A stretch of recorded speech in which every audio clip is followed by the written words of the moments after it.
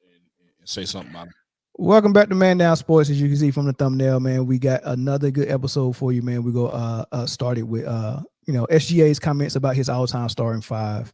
I think it's real interesting. I think it's interesting that everyone's all-time starting five don't seem to have a certain somebody in it, man. We're gonna talk about all that stuff, man. And we got other stuff on the rundown that we're gonna get into, man. I'll wait to get some of y'all in there, man, while we waiting, man. What's going on, fellas?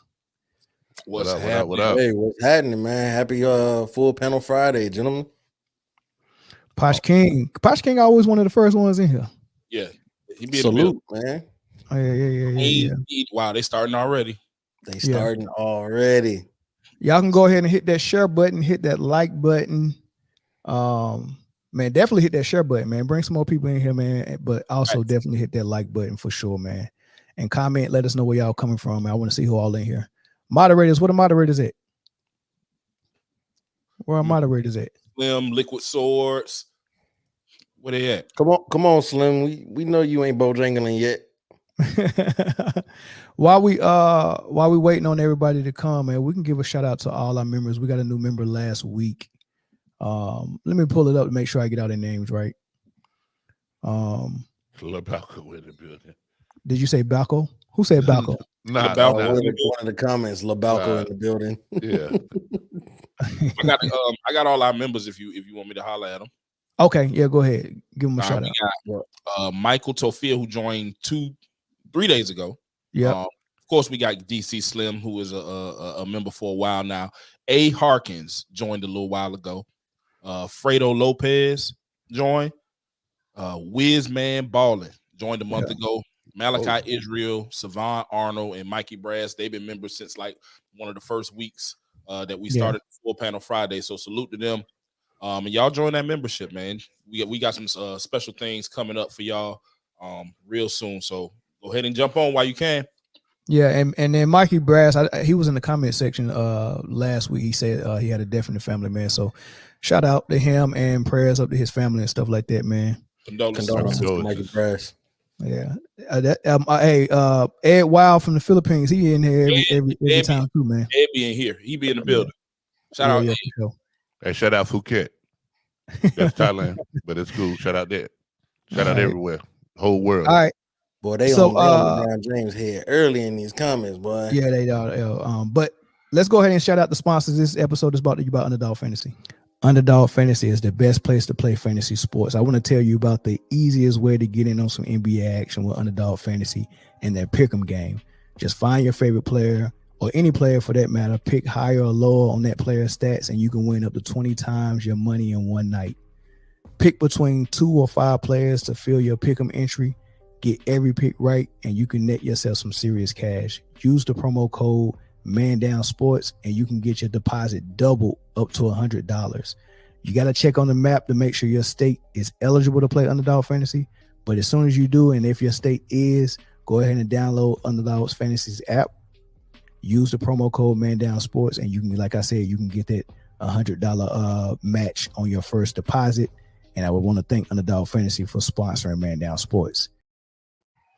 All right, man. So we're gonna get started. We're gonna get started with SGA and something he said. I'm gonna play for you his starting five, man. We'll talk about the main thing I want to get into about this is, as of late, every time they ask a new player who their favorite player is, or who the GOAT is, or who their all-time starting five is, they keep leaving LeBron out. And I'm not saying he needs to be left out, but I do want to ask why everybody keep leaving him out, man. Steph Curry left him out. Anthony Edwards left him out. SGA left him out. I don't know if you heard the rookie Brandon Miller said Paul George was his GOAT. Mm-hmm. Remember that? They just asked Kion, who's Carmelo Anthony's son. They asked him who the GOAT was. He said Paul George. Yeah, and he was doing an interview with his mom, and his mom was like, "Who's the GOAT?" And he said Paul George, and she looked at him funny, like, and he was like, "Oh, the cards at him." yeah. Oh, you saw it? Yeah. So she was like, "What the heck, Paul George, man?" Like, these people really love Paul George. I think anybody that's 6'6" or above that play guard, that's long, for some reason, Paul George is their guy, or either Kevin Durant, right? But Anyway, let me play for SGA what he said. At all-time starting five, including me, would be Kobe Bryant, Michael Jordan, Allen Iverson, Shaquille O'Neal, Kevin Durant. Allen Iverson, Kobe, Shaq, Durant, and who was and MJ, right? Mm-hmm.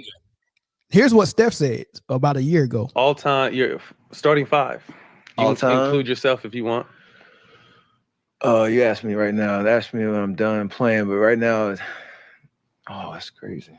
I think I've answered this before. I'm probably gonna have a different starting lineup. So we're gonna go Magic, Michael, Larry.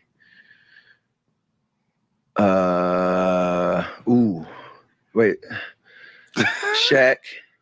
Only one more spot. Let me make sure I got all my positions. Magic, PG, Yep. Michael, shooting guard, Larry, small forward. Any power forward? Yep. Tim Duncan. Of course. Why not? All right, and I don't know if I did a video. I'll put this link in the description on when Anthony Edwards did it, and they always get pushback. I remember when the Odd cover came back and freaking they dumped on Steph Curry so bad about leaving LeBron out, man. But I want to pose the question, man. Why do y'all think when they ask about all-time starting fives, they leave LeBron out? Go ahead, Jay. Well, because he's not in the all-time starting five. Yeah. Why not though? Why not? Why not? Why not? Steph's list was kind of unique because everyone had finished playing. Like he chose somebody old every time. Like, you know what I'm saying? Okay. But I think that in order to pick LeBron in your starting five, you are almost conceding to play a certain type of offense with your starting five. And if you don't like that type of offense, don't pick LeBron. That's a great point. That's a real good point. And also, if you're going to run that type of offense, there's no need to pick Kobe or Mike, or like you would get more production out of a Mike Miller than a Michael Jordan and a LeBron type offense. And so, you know, but you know why that's a good point though, Jay? Because it explains, and I've been saying this for years. It explains why it always seemed like the people who are running that play style don't have enough help. Because when like Luka for so many years, they're saying he don't have help, he don't have ball handlers, he don't have this, he don't have that, and they blaming it all on not having those great players. But the point is, a great player is actually kind of counterproductive in that offense versus a player, right? Versus a player who actually need offense generated for him. Mm-hmm. Facts, 100%. I agree with what both of y'all just said. I mean, we can look at it from the Heat's perspective. When they all went there, Chris Bosh was a 2010 guy, easy for years. D Wade, we know where he was. They all had to diminish themselves in order to acquiesce LeBron's play style so they could be successful. Anybody who plays with LeBron will have to do that. Anybody. That's why his teammates, with the exception of those two dudes I just named, are always going to get the short end of the stick as far as not being good enough, except for Kyrie Irving, because you can't hide that talent. But I think that's another reason. And I'm going to give LeBron some credit. Like, when people don't put him in this is for all them goofies who be in the comments thinking we got some kind of anti-LeBron agenda. When people don't put him in their starting five, I think that they look at it as disrespect. And I don't, because there are so many great basketball players. That's not to say he's not a great basketball player. 5 people is not a lot, especially in comparison to the people that were named, the Magics. Like, these are all-time greats as well. And I'm not saying he's not, but he wouldn't be in my top 5 either. Yeah, and at the end of the day, is your top 5. Like, he's not obligated to be in my top 5. If I left Jordan off, you can't come and trash him like you don't have Jordan in there. Like, you can't force people in my personal top 5. It's not an all-time. It's not a Mount Rushmore a top 5 list. It's a starting 5. How do I want to play offense, and how do I want a team to be built? Yeah, how I want to construct my team. Let me say this to the point. Everyone who knows me knows who my all-time favorite player is. is number 50, the Admiral David Robinson. If I'm gonna build an all-time top 5 at center, I'm putting Shaq there. David Robinson is not gonna be the guy that I want, because that's not the way that I want to run my offense. I want my big man to be dominant. And so you don't want Greg Ostertag? No, there's never a situation where I would want Greg Ostertag. Well, what Shaq said, Big Country gave him problems. You don't want Big Country Reeves. Brian Reeves. Yeah. Now he he peaked too quick. When the game got tough, man, that man faded away. Yeah, quick. faster than anybody. Center should be Dream. Shout out Format Podcast. I wouldn't be bad at Dream. He's very skilled. Oh yeah, I gotta have me some Dream on my team. Yeah. Now I would prefer Shaq over Dream and the type of offense that I would build. And it's tough. And if I was gonna do a 5 right now, I'd have Magic, MJ, and Bean, Shaq, and Tim Duncan. So that would be my 5. This is you know now, what? That 5 is crazy. Now look, I got Magic as my number 1 point guard at his position, right? But I'm not building. If I got options to build a team, he won't be my point guard. Who, Magic? No, it's the same. It's the same thing for LeBron. He's going to have the ball, right? It's the same thing. So I want those killers. As I want those scores as killers, and they also killers on the defensive end. So I definitely want Kobe and Mike. That's my 2 and 3. But I'm taking any shooter at point guard. It don't even have to be the best shooter. It don't have to be Steph. I'll take Mark Price. I'll take any 3-point shooter. I don't want a shooter. I want everybody who can get to the cup. I want my whole game played right around the rim. Yeah, but Jay, to get to the cup, if people are doubling off your point guard because he can't knock down the shoot, if it's Gary Payton and I'm doubling off Gary Payton, it's gonna be very hard for you to get to the hole. Yeah. Well, if you're doubling off Gary Payton, you better double Shaq. And if you double in Shaq, then I'm giving the ball to MJ or Kobe. Boy, my wings is crazy. I get it. You got Shaq down low. That's a cheat code, especially when you got MJ. Yeah, that's real tough, man. I mean, it's just tough, man. But Chris, you ain't even said nothing yet. What's up? For me, my answer as to why a lot of people are leaving LeBron off lately is a little bit different than your guys's. I feel like people are leaving LeBron off is because there's simply better people at the position than LeBron. Better people currently playing, better people that have already played, right? I'm not willing to say that. I'm not willing to put LeBron in just because he's LeBron. You get what I'm saying? I feel like personally Kevin Durant is a better small forward than LeBron. I'd put Larry Bird before I put LeBron in my starting 5. You know, my starting 5 would be Steph, Mike, KD, Tim Duncan, and Shaq. That'd be my starting. You said Steph, Mike. Mike, Steph, KD, Mike, KD, Tim Duncan, and Shaq.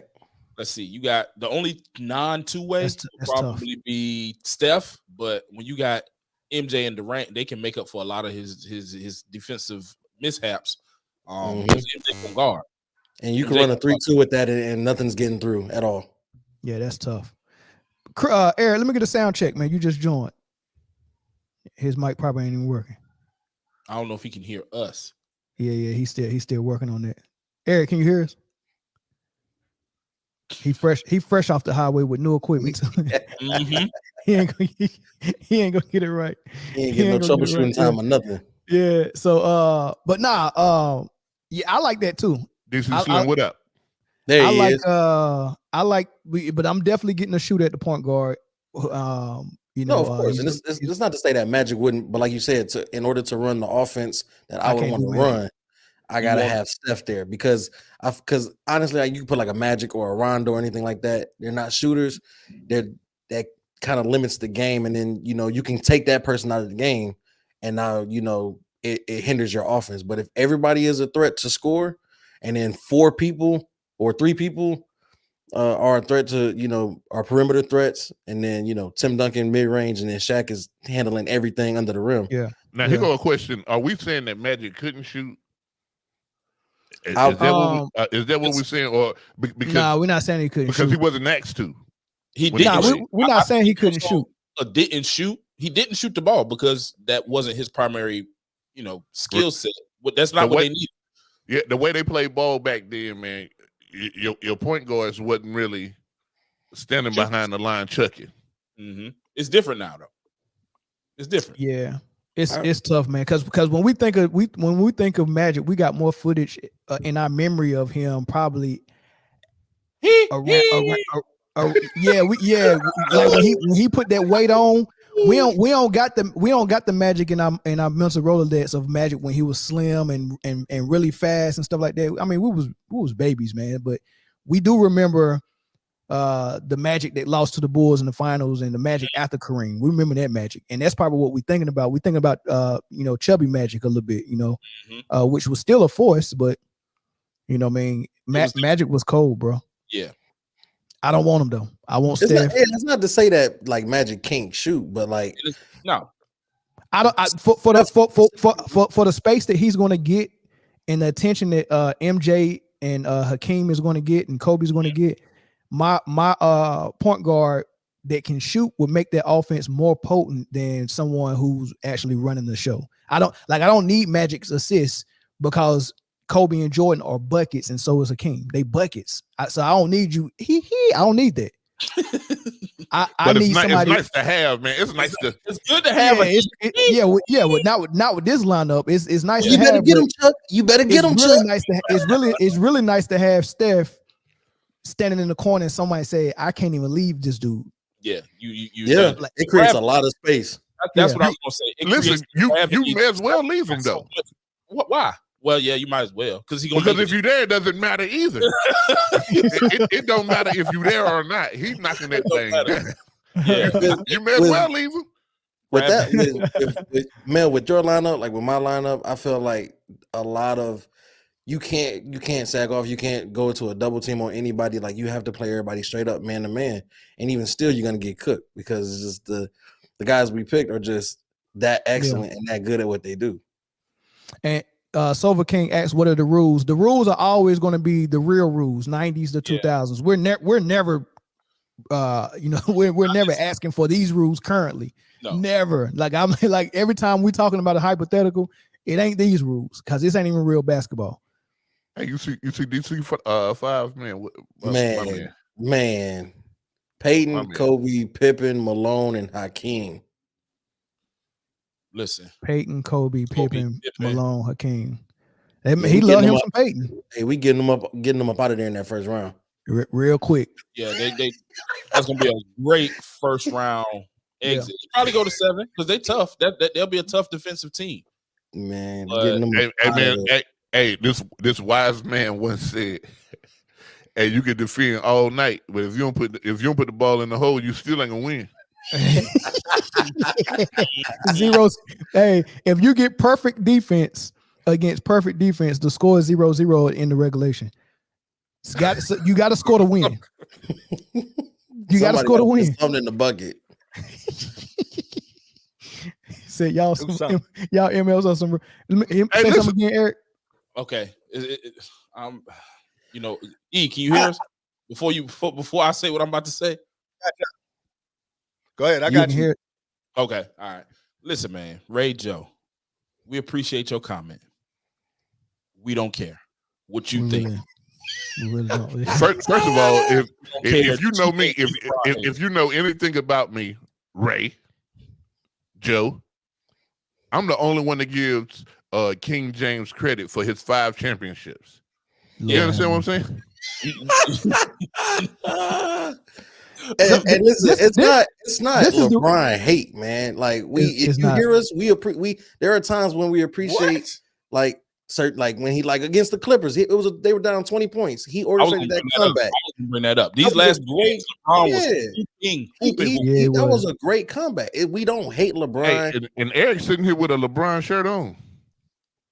Exactly. I got a whole LeBron poster right here. And 2 LeBron figurines right here. Yeah, I got a LeBron Space Jam Jordan hanging in the closet. All-time leading scorer, man. And I thank God every day I don't have LeBron hairline. So we all exactly right. What are you talking about? So here's the deal, Ray Joe, Radio Joe. Here's the deal. like we actually like basketball more than we like men, right? We like basketball more than the men that play the game. That might not be you. Some people like some people like the men that play more than they like the sport. I actually love the sport. So when I talk about a player, it's in relevance to the pureness of the game, right? And if you're not living up to the pureness of the game, then I will critique you in that such faction, right? If you're not playing defense, I will critique you because that's part of the game. If you don't have mid range, that's part of the game. If you can't shoot free throws, it's part of the game. If you're cheating the game a little bit, I gotta critique it. It's not hate. It's just me critiquing the game based on the pureness of it. That's all. And if we talking about pureness lately, word on the street, we ain't gotta go there. Nope. No, I'm not a part of that. We talking about pureness, word on the street lately. There is no argument for me that LeBron is a top 5 player of all time. Is he in my starting 5 that I would create, that I would coach to try to win a championship? No, I don't want to play that type of basketball with my team. And there's nothing wrong with that. If someone put him in the starting 5, hey, we got to figure out how to defend that, man, because he's an excellent ball player. No one's saying that he's less than excellent, man. You guys on the World Wide Web have to stop taking critiques as hate. Listen, man, there's only one guy in the league that I actually hate, and it's Draymond Green. With a passion. Period. If you want to know. You know what's crazy? I didn't used to hate him, but now he is really made me hate him. Listen. It ain't even what he does on the court. It's the interviews that he do about what he does on the court. Exactly. You know what I'm saying? And the hate for him just started this month. It's the veneers for me. You know what? Like it is. You look like Donkey from Shrek. Hey, it's the natural looking veneers for me, man. You know how Draymond be talking in these interviews when he get into scuffles and stuff. I definitely hate Adam Silver. I definitely hate Adam Silver. You remember that interview that Soulja Boy did? He was like, "Yeah, they came into my house." I was like, "Pa." And there was 2 more and pa. Well, he had me in the full Nelson. I was like, He pulled off his mask. I knew who he was, and I hit him again. Pa. Leon said we not twerking it up in here. Like I guess that's what what basketball fans have turned into, man. You mop the floor with your bottom, you twerk it up, you dance, you know what I mean? Do a little dance, make a little love, whatever. Do a little dance, a little LeBron, make a little love. You mop in the flow, man. Oh my God. Oh man, do we open the phone lines up now? Do we wait to the next segment? We open them up now. Scrubbing the ground, ain't it? Ray Joe scrubbing the ground, ain't he? Yeah, we open it up now. Y'all can call. Eric, sound check. What's up, man? You look like your Wi-Fi acting up. Lord, the Wi-Fi acting up, man. I got a lag on my side. Oh, there we go. Yeah, you got a lag. You did up until you just said what you just said. I don't know what you did, but now it seems clear. Do you want to try to refresh and come back? Yeah, let me try. Oh, you right there. You good. You right on time. Now he's still hearing it late. Oh, you hearing it late? Yeah, it's a lag. Yeah, you see, y'all pausing, y'all stopping in. Okay. All right, Eric, leave and come back, man. We like you. All right. Y'all so that goes through. All right, so we got we got 2 people on the phone. I'm waiting for this merge to go. All right, so we got 2 people on the phone. It's 412 area code. You go first, and then Bruce from the format goes second. Go ahead. What's up? What's your thought? Bruce. From Pittsburgh, man. Like, look, let me tell you something, man. The reason why people leave LeBron off they starting 5 is because his effect on team chemistry affects other people's games. Right. And like the common narrative with all of the all-time great players is that they was all good at playing within the system and actually playing basketball and not like having to have a high usage rate and, you know what I mean, shit like that. So it's like, bruh, like he's probably the best athletic talent besides maybe Shaquille O'Neal that we've seen in the game. That's fair. But his effect on the basketball chemistry on the court, you can't really evade that. You know what I'm saying? Like, Let me ask you a question. Let me ask you a question. Just the fact of him as what he means to the league, just him personally, right? Do you think players should, put him in there? Like when they ask questions like this, do you think they should put him in their top 5 just not to make him look bad because he's like the face of the league? No, because like I love y'all show because y'all talk about the game and y'all contextualize the men who play the game within the confines of the game, and it allows y'all to be objective. If we're talking about an all-time starting 5 of basketball players to win a basketball game against another all-time starting 5 of great players, then we need team chemistry. LeBron does not really do team chemistry all that well. There's a lot of players who are great individual talents, like Russell Westbrook, for example, right? Like his effect on team chemistry can be detrimental, even though he's an all-time great talent and everybody done seen his game and seen him work out there, and we can't deny what he's done on the basketball, especially between a bunch of players who are used to having the ball in their hands. I want people who are able to play within the system and have a true basketball IQ. People talk about LeBron's basketball IQ. I personally don't think his basketball IQ is all that high because he's never played for a real strong head coach, and he's not able to function within the system without it being catered to him. I think Go ahead. You say that real quick. I think you like. I remember when KD went to Golden State. It was a big uproar, and I remember one of his first interviews was him saying, "Man, they actually play real basketball over there." It's because even though he was extremely talented and still is, he was in the system still being able to be himself. And I think that's what our caller is saying right now, if I'm not mistaken. Like LeBron has because KD's skill set is real basketball. It's not predicated on his physical ability. It's predicated on his real basketball IQ. I can dig. I can dig it. That's a good. All right, bro. Thanks for the call, man. I appreciate your insight. Thank you. Yep. All right, Bruce from the format. What's up, big dog? Hey, what's going on, man? What's going on, fellas? What's up, man? Bruce? All right, man. I'm supposed to be recording the podcast myself. Y'all got me sitting here listening to y'all, man. Great work as always, man. I love listening to y'all. Very, very informative and entertaining. Appreciate it, bro. I no doubt. I really think that the reason that there's a couple reasons that these guys aren't naming LeBron in their top 5, right? So if you're in the league now, that means you probably grew up watching mainly 2 guys, right? LeBron and Kobe. And so skill-wise, as players, there is no comparison between the two, despite what LeBron has been able to do in an incredible career. But if you just watch as players, taking all that other stuff out of it, eye test, who's a better player, not relying on stats, it's clear that Kobe is the better player. Most of these guys grew up idolizing Kobe, so I think that's the one. And then I think another big part of it is, maybe this is me, but these guys know that LeBron cheated the game, and I don't know if there's a great deal of respect for that. And so whether or not you have the same mindset that cheated the game, how? Guys, because we came up. I'm sorry? He said, how do you feel like LeBron cheated the game? Oh, I feel like he cheated the game in terms of his greasing the skids and manipulating everything possible to win.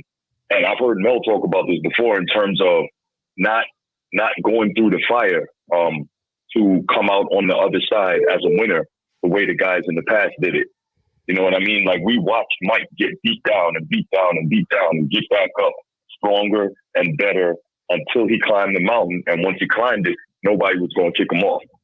We watched Olajuwon struggle, get to the finals in his, third year in the league, 86, I believe, 84, 85, 86, yeah. And then not make it back until 94. But once he got up there, he was the clear-cut best player in the league for about a 3-year stretch till Mike came back, right? We watched all these guys, Isaiah Thomas, we watched him go through it, losing, take the lumps with Detroit until finally he got to the mountaintop. So When I talk about cheating the game, I'm talking about LeBron greasing the skids and not going through everything the other all-time greats had to go through to get to the mountaintop. And I think these guys see it. And I think that's why they don't see LeBron the way the mainstream sports media want you to see LeBron and the way all these LeBronite fans want you to see LeBron. But that's my take on it. That's a good take, man. I appreciate that call, man. Thanks, Bruce. Yeah, absolutely. Yep. Nah, he ain't lying. Eric, you don't agree? You don't think he took a shortcut? Nah, man. I think he's playing the game the way today, bro. I mean, they call a lot more fouls. I mean, he's doing everything to take advantage of the way the game is played today. Like, I think we sometimes get stuck in time, because like of us, man, we came up in the 90s and we seen the era of Jordan and, Olajuwon and some of the other greats, man. And I think we get stuck in that time, but we have to understand that the game has evolved so much. If you know that you're going to drive, what's my man's name? James Harden. Remember James Harden used to drive straight to the hole? Is that you, Jay? What happened? What's that? Jay's supposed to be taking phone calls, but he got his you got to hit mute over there on the roadcaster. Hit the red mute button. What's your name? All right, we're gonna put you on the second. Hey Jay. Yo. Jay, hit that. They're taking the phone call. Hit that red mute button on your Bluetooth, and then turn the green one off. All right. Yeah, that way. Well, now we ain't ready for. We got somebody else on the line, but I'm waiting for Eric. Harden used to drive to the hole. He used to drive to the hole and shoot the ball, and he was basically counting, depending on the fact that he was going to get fouled to get to the line, or he was going to get you to step in. He was going to take you outside and shoot the three. Like, that was part of the game, and he takes advantage of that. Now, do they give LeBron more calls than usual? Yeah, they did it for Jordan. So, I mean, it's just the game is. Well, hold on, Eric. Wait. But Eric, no, what he was saying about cheating the game was his moves to make it easier for him, not on the court, but off the court in the offseason by joining forces with players he was supposed to be competing against. You get what I'm saying? Like, the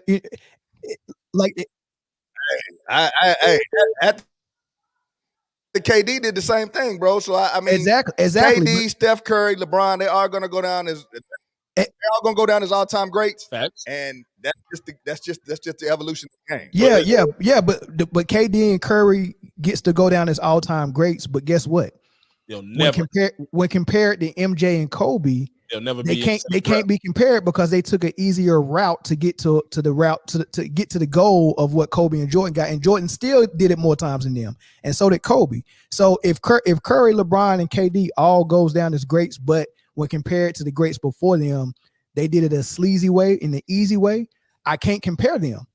Right? I can compare LeBron, KD, and Curry together, but I can't compare them to MJ and Kobe. But what people are doing is taking LeBron outside of the Curry and KD box and putting him in the box with Mike and Kobe, and then we're trying to tell everybody, no, you need to separate them. Yeah, there's tiers. Like, that's what that is. It's levels, basically. And once again, just like you said, Steph is a great player. He's going to go down as one of the best shooter ever. KD, awesome, one of the most skilled 7-footers that we have ever seen. But it's levels, and they just not on the same level as a Mike and a Kobe because of the route that they took and the route that Mike and Kobe took. It'll never be the same. Right. All right. We got a caller from Illinois. What's up, big dog? Caller from Illinois. Go ahead. Hey, what's going on? This is Greg Anderson again, man. What's up, going bro? on, fellas? What's up, man, look, hey, look, Greg. After this, text me your name so I can say, because what happens is I try to remember the number, and then so I can go save it in the phone. But what happens is all these other calls come in, and I forget which one is yours. So text me after this so I can save it so I know who you are when you call. All right, for sure. Because this is the first time I'm able to call y'all, and I'm not babysitting. You ain't babysitting today, Greg? No, my Jordan not here. But look, let me get into this the top 5 conversation with lineup. I don't even think you need a traditional point guard. I'm an old Bulls fan where we had Ron Harper running the point and we played in the system, and it's so many people that can play off the ball and that can run the system, that can pick their spots, only need 2-3 dribbles, that you don't really need a point guard. So I would eliminate a Magic. I would start maybe a MJ, Kobe, KD, Bird, and Hakeem. Okay, I'm with that. That's dope. And we're each all up 2-3 dribbles at a time. Oh, I'm with that. That's a perfect lineup right there. Yeah. Fire lineup. Yep. I'm with that, man. All right, and then I also want to hey, wait, hold on. Y'all went past Jay trying to line up some action after the show or whatever. You know what I'm saying? We heard your phone calls, my brother. No, man. No, that ain't what that is, Brody. We got another caller on the line. We about to bring him on. No, that is not what that is. All right, Greg, man. Thanks for the call. Wait. One more point. Go ahead. The top reason why they don't want LeBron on their top 5 list is because he know if they losing at halftime, he gonna try to get them traded. All right, man. Thanks, bro. Appreciate you, Greg. Hey, we got Rashad from the Shy. Hey, what's up, bro? Can you hear us? Hit the green button. Hit the green button, and then turn the red one off. No, it ain't doing it. It ain't doing nothing. Nah, hello? He's still on the line? Yeah, he's still there. Hold on, man. Nah, man, it's the iPhone, man. Well, don't sweat it. I got my guy from the locker room in here, man. LeBron James leaves SGA out of his all-time starting 5. Hey, Rashad, you there? Yeah. I'm still here. What up, fellas? What's up, man? Operator error, man. Hey. My bad. Hey, man, long time listener, man. First time caller, man. Good. I'm glad. Appreciate it. Brothers, man, talking sports.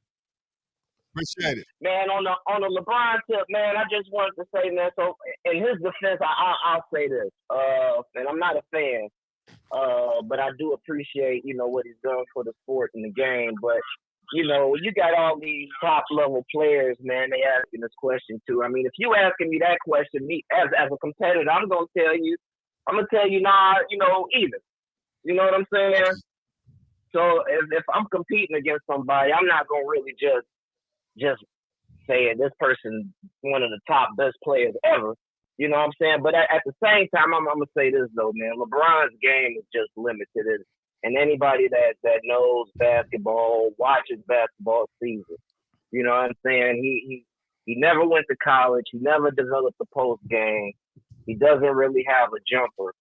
Other than when he gets hot like last night and him with the ball in his hand. You know what I'm saying? As a PG, he's really not a good player other than his athleticism. So everybody, in the league see it, and anybody that knows basketball see it. So that's somewhat of a really, really good assessment of LeBron, but I think he advanced past that. That's how he was at the beginning when they was exploiting him by building walls at the rim and forcing him to shoot jump shots when San Antonio was doing it, when Dallas was doing it. But I think he's developed his game enough to not be in that box. I think Giannis is still in that box.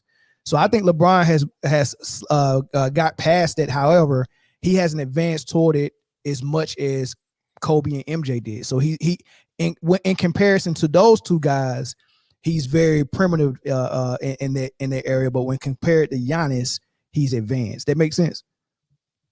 No, I agree with you to the extent where I'll say that he's gotten to his old man game. You know what I'm saying? Yeah. That's just like, with MJ, you really couldn't really do like LeBron. Right now he got a little turn away 1-footer, which is a lot better than what he used to have. You know what I'm saying? As a little bit of a post game. He's developed his old man game has gotten a lot better. But no, I agree with you 100% on that.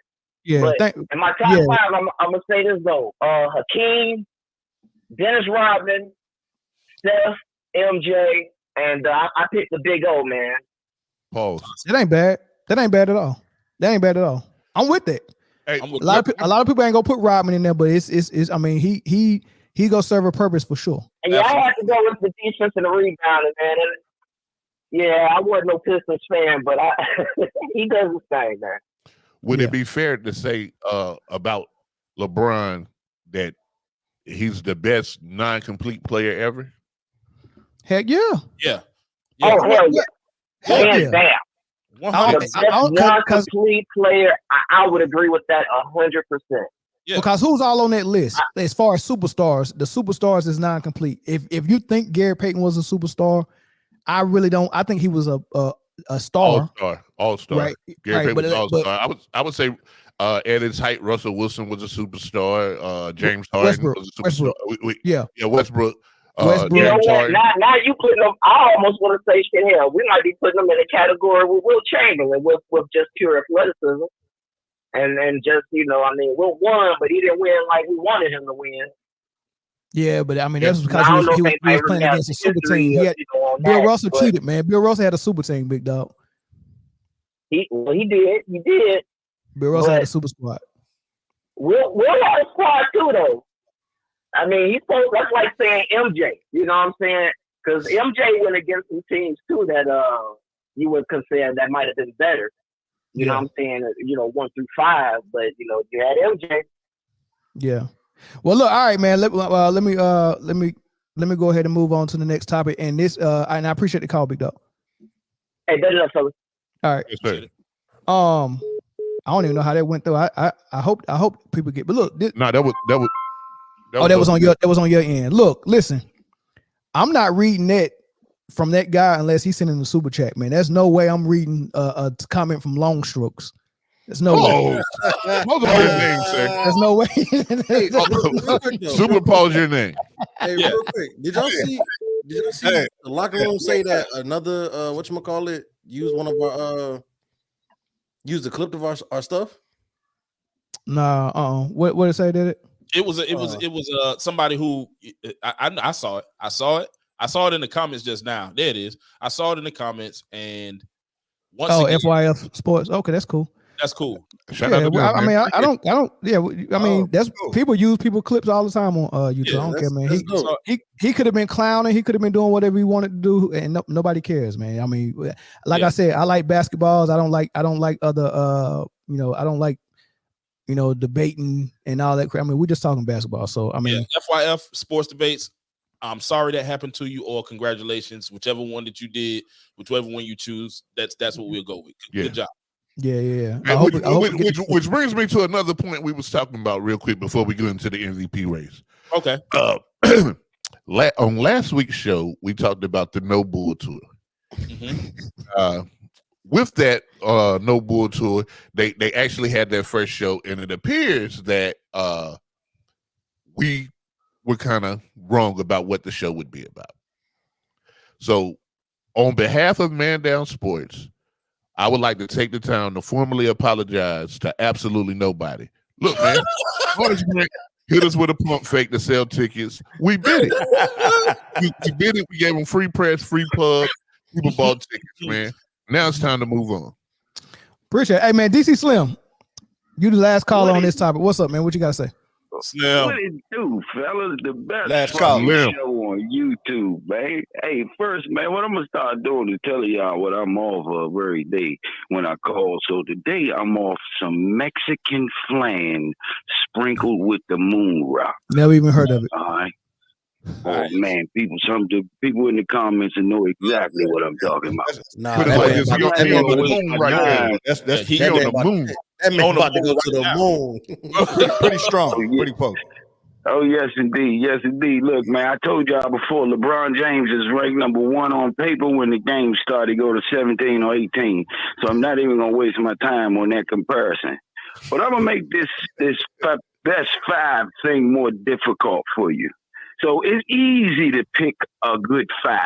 That's random. Everybody gonna say pretty much the same names, right? But the 5 that I gave you, okay, that's Pippen, Kobe, Peyton, Malone, and Hakeem. I heard y'all trying to say that's a first-round knockout, but don't forget, Peyton used to guard Jordan. He guarded some of the best offensive players in the league. So what's a 2 5s that you would like to see play each other? Because it's easy to just name 5. Everybody gonna pick Jordan. You know what I'm saying? So make it difficult. Make it difficult. Give me a 5 that you would beat my 5. I always wanted to see Kobe face MJ. So if I had to make a opposing 5, it'd be Kobe at one at the 2 guard and MJ at the other 2 guard. I would go maybe since I would go Steph on one side and Isaiah on the other side.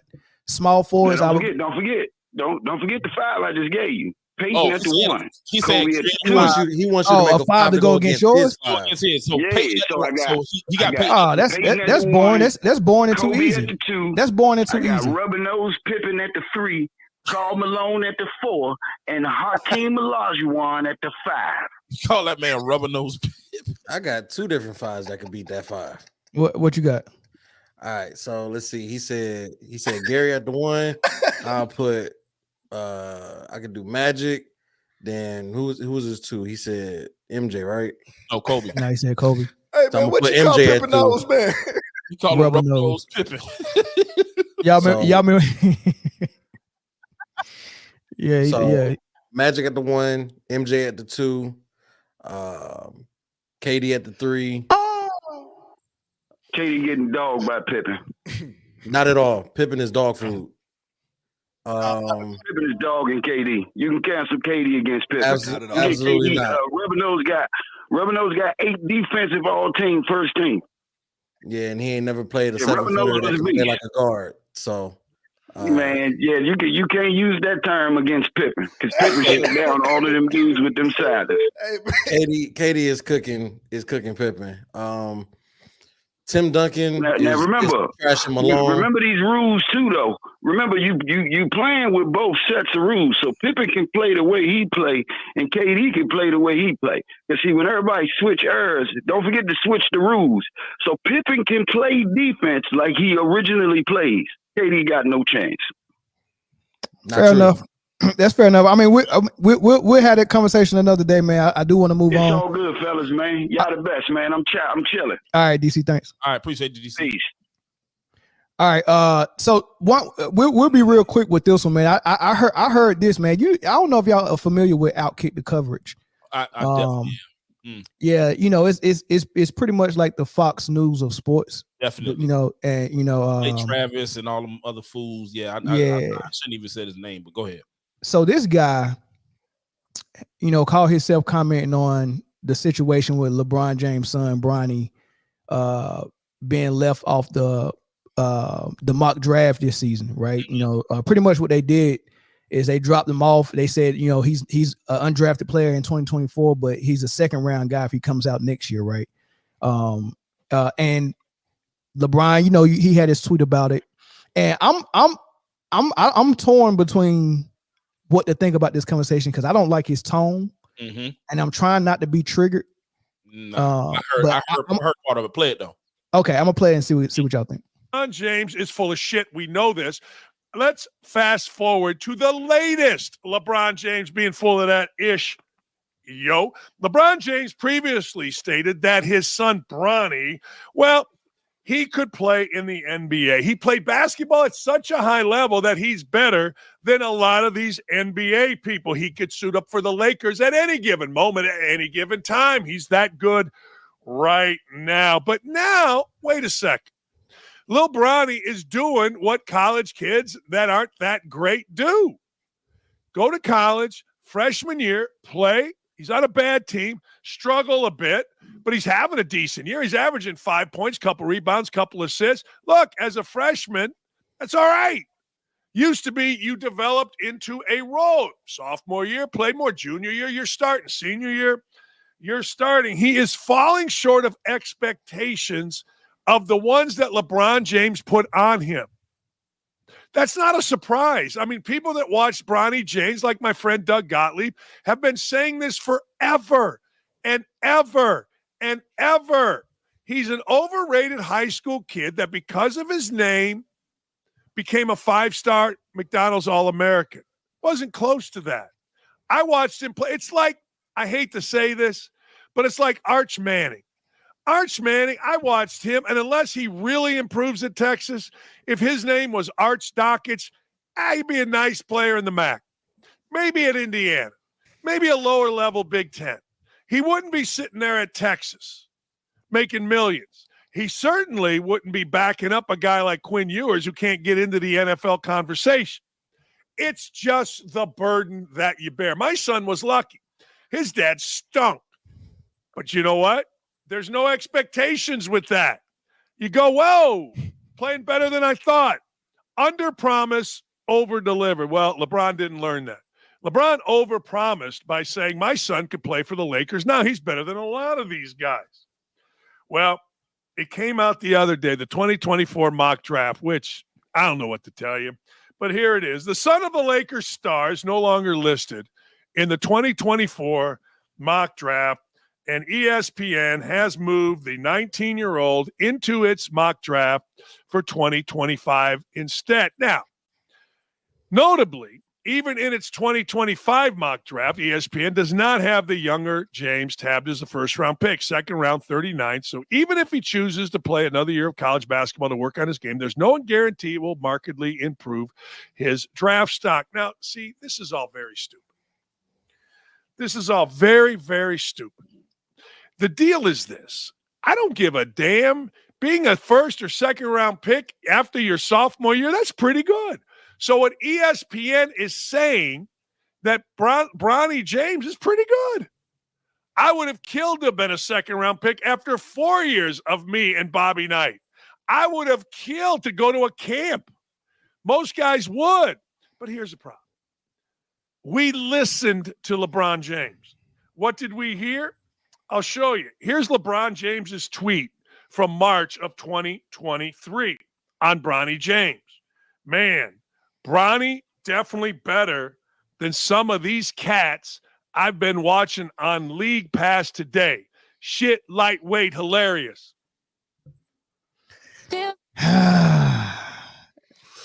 Ooh, pick me. Pick me. So many. Go ahead. Go ahead. Well, so here's the thing. At the time that LeBron made that tweet, maybe that tweet was true. So the guy who you just played, I don't think he's ever had cardiac arrest. Well, let's see how good he can play ball a year after cardiac arrest. You know what I mean? The fact that this kid is suiting up now and contributing to a really bad team is phenomenal. But I don't really think it was a knock on Bronny so much so what he wanted to say is, hey, LeBron should have kept his mouth shut. Hey, man, you can't tell that man not to brag on this kid. I mean, but that's what we told Lonzo Ball, right. Dad. We told him stop bragging on your kid. And guess what? Guess what Lonzo Ball? Guess what Lonzo Ball dad did? 2 balls did. better than Bronny. I ain't gonna say the third one is, but it's 2 balls better than Bronny. Balls. It is what it is.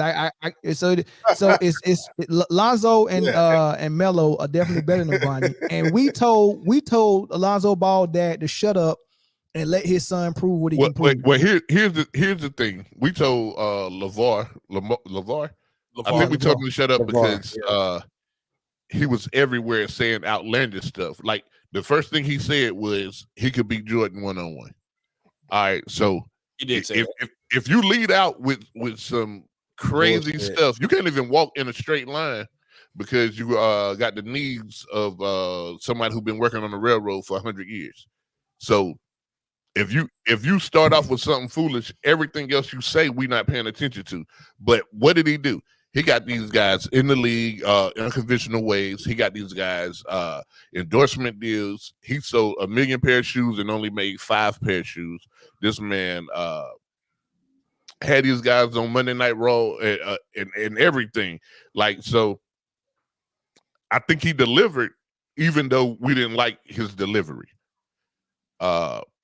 So So I'm never mad at anybody who brag on their kid, man. Everybody, as a coach myself, I've had parents ask me why their kid not starting. And this is in basketball and wrestling.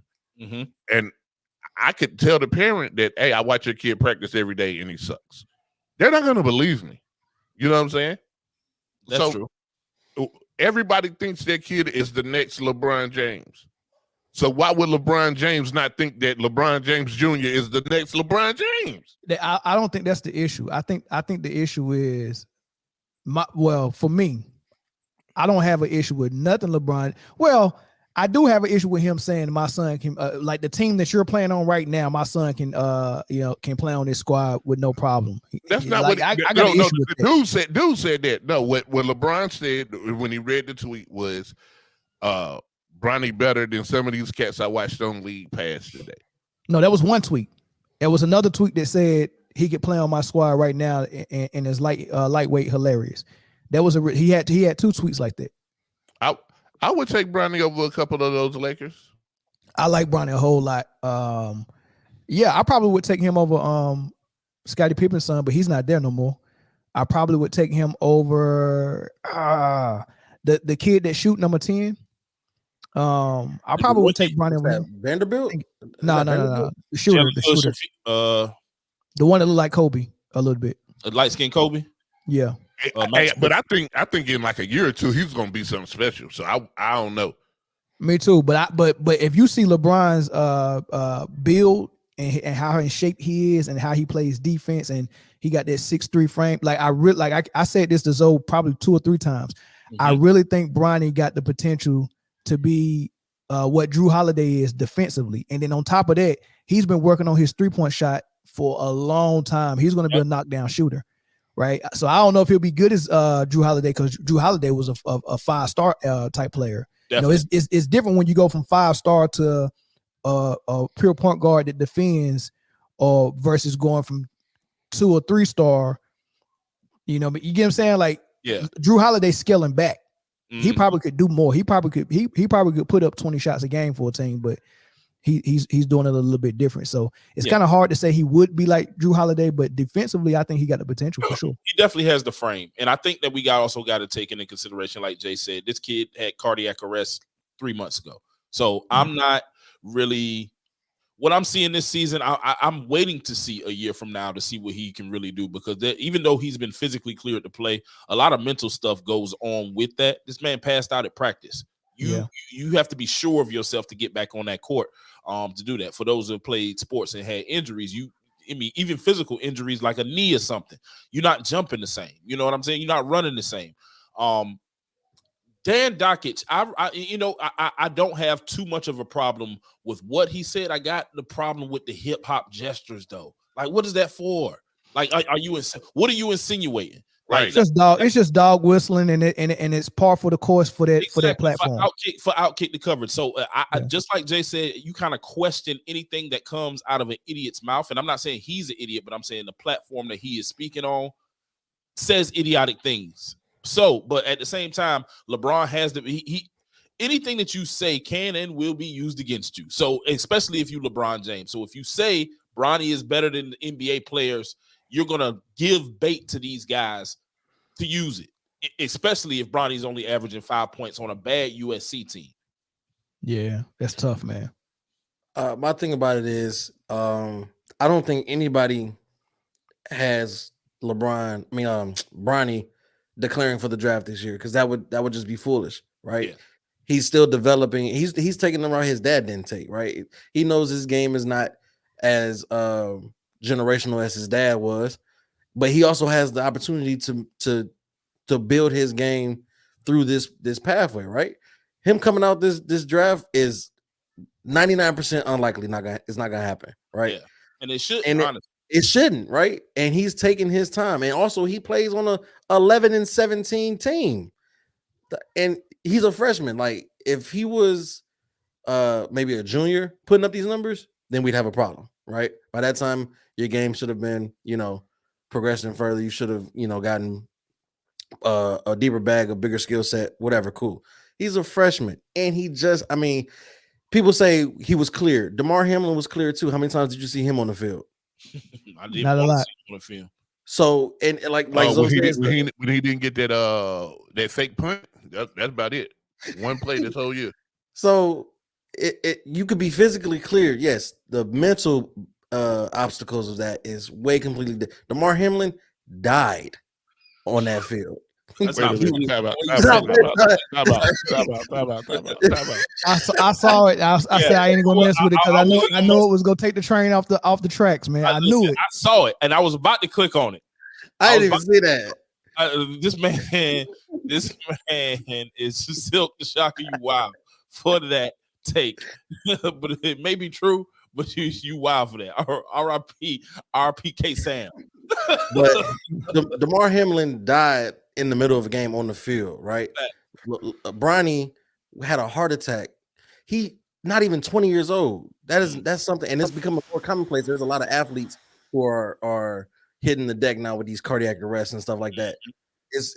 And people are just like, oh well, he was clear, boom, so he should be putting up 15 and whatever, or he should be averaging 30 or whatever. That's not the case. It's gonna take time for him to get his legs back on him, for him to trust himself, and then once he get his coach to trust him, they'll be like, hey, I can be the guy that you need me to be in this game. That's not gonna happen this year. Nope. Be grateful that he's even suiting up and putting time in on the court this season. I'm gonna be honest with you. Bronny and LeBron are very brave because if I'm a billionaire and I'm LeBron, I don't need my son to follow my footsteps to play sports, right? So as soon as I seen he had an issue like that, your career is done. You don't have to worry about nothing. I'm about to own a team. You can do exactly what Jenny Buss did and learn that part of the business. Mm-hmm. I don't need you to be a player or go work at Clutch under Rich Paul for the time being. Exactly. Like, put a suit on, man. We can do that too. I don't understand why it has to be athlete. Why we have to keep forcing athletes to be athletes. Yeah, your dad is built like a Greek god or some gladiator, and you got his genes. But dog, man, we smart too. Like, I mean, Bronny's a smart kid, man. Like, he don't have to be a superstar athlete, man. But I don't know, man. I don't know what the fascination is with it. It's go ahead, Eric. Hey, just if he was my son, he wouldn't even be playing basketball. Hey, Eric, you hit some setting on your mixer that's giving you a hallway echo effect. That man was sounding like that man. That man came back sounding like Dark in the room too. That man came in there with some auto-tone, didn't he? What did you do with Eric? Where is he at? Hey. Put a little T-Pain on it. There you go. There you go. T-Pain on it. Yeah. Go ahead. Go ahead, E. All right. So all I would say, man, if he was my son, he would. Dang, if Eric. he had a heart issue like that, my son would never play the game again. Yeah, that's the same thing I said. Sure. So what's to say that LeBron? What's to say that LeBron didn't be like, hey, Bronny, you don't have to do this, and Bronny was like, I understand. This is something that I still want to do. We don't even know the if that was a conversation that was had. So all these pundits out here and everybody who has a platform just making assumptions and assuming what LeBron and Savannah could have been like. Hey, listen, you know what? I'm pretty sure he wants to play. I get that. Yeah. But I'm just saying, like, what's to say that conversation didn't happen? You know what I'm saying? Like, what if this is Bronny's choice? What if this was Bronny's choice to still go play? You know what I'm saying? It wouldn't have been a choice in my house. It was like, if he had a cardiac issue with his heart. Yeah. You had a heart attack on the court? Yeah, you wouldn't play. I'm your dad. I'm still advising you. Even if you're 18, I'm still advising you. Right. So I'm advising you not to do this, not to play. And he would have to abide by that. Right. I mean, just because a kid want to do something don't mean you have to let him do it. I mean, that's why we see somebody, I ain't gonna say no name, but we see somebody's son in a dress. Don't mean he get to do it. And we see somebody's son with Pippen wife.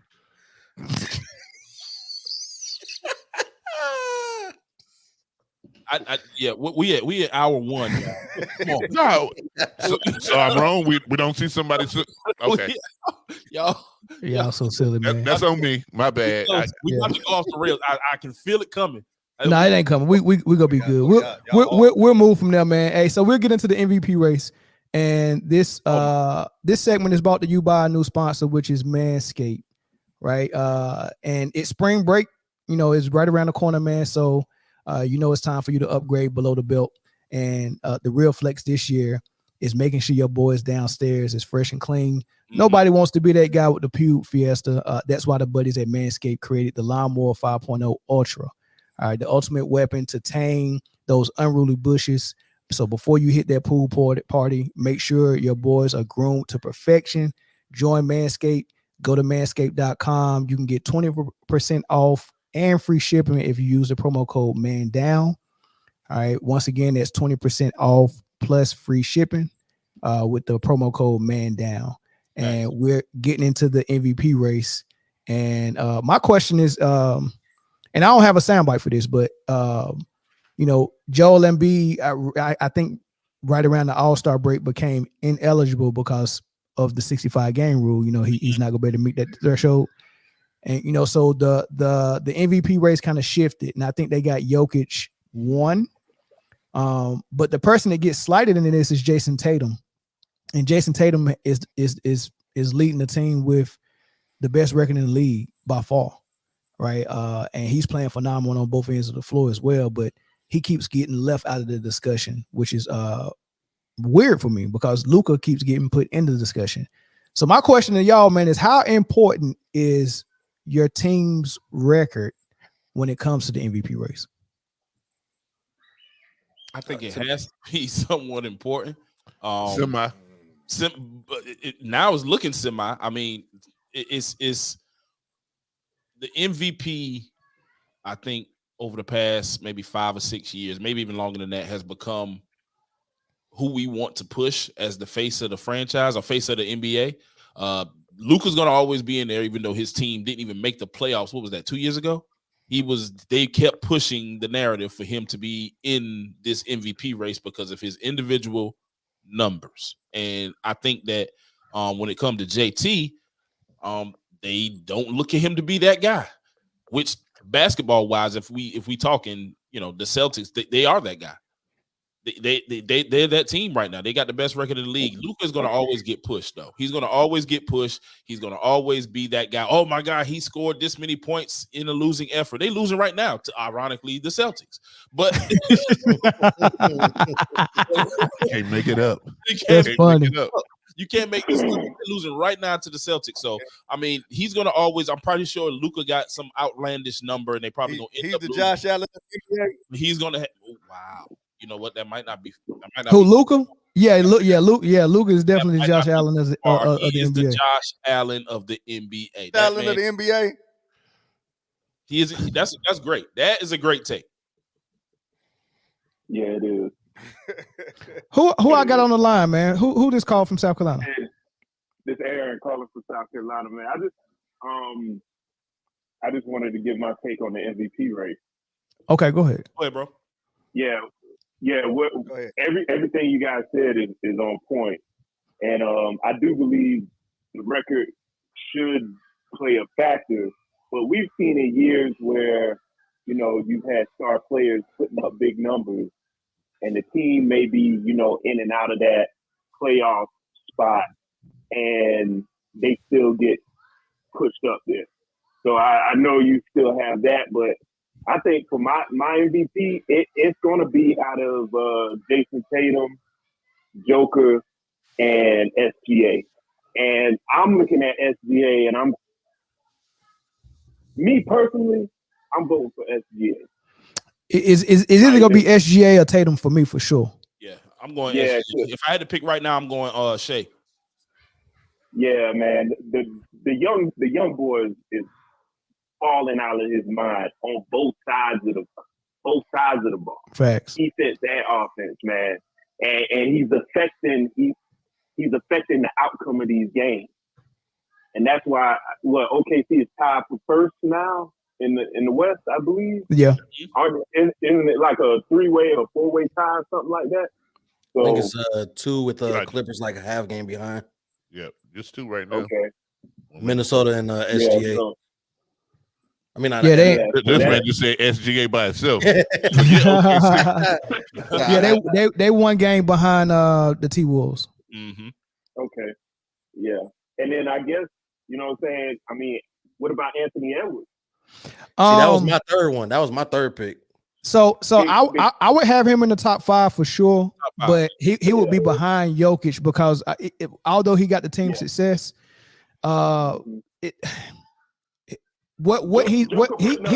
he's doing a little bit less than what SGA and Tatum is doing. Yeah, as far as carrying the load, he's doing a little bit less. Yeah. That's fair. That's fair. Because it's pretty much your turn, my turn with him at Karl Anthony Towns, and Karl Anthony Towns is a legit number 1 in this league. So he's playing with another number 1, which I don't tax you that much for. But when I'm comparing you to another guy, like I don't think Tatum has another number 1. He got 2 number 2s legitly with him, Porzingis and Brown, right? So he got 2 number 2s. I think Porzingis and Brown could easily make you a. You ain't about to start no team and say, all right, Brown, you're my franchise. You ain't about to do that. He's a number 2 legit. They paid him like he was the franchise. That's what I'm about to say. They gave him money. Yeah, they gave him that big contract, and then but Karl Anthony Towns, I mean, yeah, he was a number 1 for a while, but it looks like Anthony Edwards surpassed him now. Because he don't put in the work. And Anthony. Yeah, I'm saying Anthony Edwards is legitly the number 1. However, his co-star is a number 1. That counts for something, right? Tatum's co-star is not capable of being a number 1. Brown cannot be a number 1. And they paid him like a number 1. But the only reason why they paid him like that is because it was just good timing. I'm on a team with a championship window, and if I lose this legit number 1. Right, just like if the Bulls would have lost Pippen, your championship window is closed now. Right? Well, Porzingis, yeah, you're right. But wasn't Porzingis the number 1 everywhere? I'm not saying were you a number 1. I'm saying are you a legit number 1? Porzingis in New York, they wanted him to be number 1, but that man couldn't see the court long enough. So okay. What do y'all consider a legit number 1? Because Cat was the number 1 in Minnesota for a long time, and the results didn't yield what it was expected to be as a number 1. Did that make him automatically number 2 by default when a better player comes? My definition of a number 1 is if you can prove that you can be a number 1 and lead that team successfully. So make a playoff run. And can you do that consistently, right? So if I see you getting your team to the playoffs 2-3 years in a row, you're number 1. Then you're number 1, right? But if I see you do it once, but you can't get back there, then maybe you're not. You know what I mean? And that's how I look at number 1s. And I think Karl Anthony Towns has proven that he could be a number 1. I haven't seen Porzingis be successful as a number 1. I haven't seen Brown be successful as a number 1. Yeah. Real quick, give me an average player. Just like a regular guy. Good solid player, you mean? Yeah. Jimmy Butler? No, I think Jimmy Butler's above average. Somebody average. Like Tobias Harris. So this is where I say record don't matter too much with the MVP. Let's say in the offseason, Tobias Harris goes to the Detroit Pistons. And then next year, Tobias Harris puts up good numbers and get Detroit to like the 7th seed. So yeah, they the 7th seed, but the turnaround that he made should have him in the MVP discussion. You feel what I'm saying? Yeah, because he's the most valuable player for that team. Yeah. Now, so, that's how I'm looking at Anthony Edwards right now, because he done improved. Every season, he done got better. So now you're looking at it. When did we ever think we would see the day when Minnesota would be number 1 in the West? Yeah. That's a good point. And that's why he get consideration. It's just that. Are you going to give him more consideration than Tatum and SGA? Probably not. So he's in a debate for number 3 with Jokic. I think I got to disagree with you, man, because I feel like Tatum got more help than Anthony Edwards. The problem with Tatum, the problem with Tatum is like, what can you do with him? Like what can you do with Tatum? Like you can't market him. He's not gonna be in no drama. Like he's just there. What can you do with Tatum? Like he just playing good ball all the time. So this is what I'm saying is why the league not pushing the narrative of Tatum being in the MVP or front running MVP. He's the best player on the best team by far. Yeah, however, he kind of like I don't know. He kind of like mashed potatoes. Like yeah, we'll eat them, but. Ain't no bacon in, ain't no cheese in it. You know what I'm saying? You know what I'm saying? Like, come on, man. Yeah, but what I was gonna say is because Boston got Drew Holiday, they got Jaylen Brown, they got Porzingis. Derek White he done stepped up. Listen, come on, listen to these names, man. You said Derek White. Come on, be real, man. They got Parker. Listen. They got Parker. Listen. Hold on. Let me say this. I'm gonna let you finish. But come on, man. We gotta chill with some of these names where we be going. Derek White, man. Come on, he can hoop, man. But come on, man. Every look, just because you got good hoopers on your team, don't mean you're disqualified from MVP. I'm not saying no. See, I'm not saying disqualify. You done changed it. Okay. I'm saying that I think Jason Tatum has more help than Anthony Edwards. And I know you called out Derek White, but what about Drew Holiday, Jaylen Brown, and Porzingis? What about them? Like how much what does help actually help you with? Like I'm trying to figure out what is help to you? Like what is help, and how does help start becoming negative? Like what is help? No, it's not negative. You brought it up, and so I'm just saying that. I brought it up I brought it up in the context of your co-star. Like if your co-star is another star or another superstar, okay, that counts. But as far as help, as far as role players, you're supposed to have role player help if you're a contender. And I don't think that the T-Wolves don't have as much help as well. I think Mike Conley is hell of help. I think that's help. I think McDaniels is help. I think Gobert is help. That's help. Caller, let me ask you this, caller. If you take Jason Tatum away from that team right now, are they doing the same thing? No, they're not. Yeah, see, I don't like Chris. I don't like that argument for MVP though. If you take them away, I don't like that one. Because if you take any superstar away, because listen, right? You're the MVP is most valuable player, right? What value do you bring to your team? The most. Exactly, right? So if you take Tatum away from that Celtics team, they don't do what they're doing now. Point. They don't do what they're doing now. He's the most valuable, right? Well, hold on. Let me tell you why that's weird. We've seen Minnesota without Anthony Edwards, though. Well, hold on. I'm gonna tell you why that's weird, because some coaches and some teams have a system that can operate without their best player, and we seen that with the triangle when Michael Jordan left and the Bulls made it to the semifinals. Right? See, that doesn't devalue Michael Jordan, right? But when you see a team like what Luka and Harden is doing, that team relies 100% on them offensively.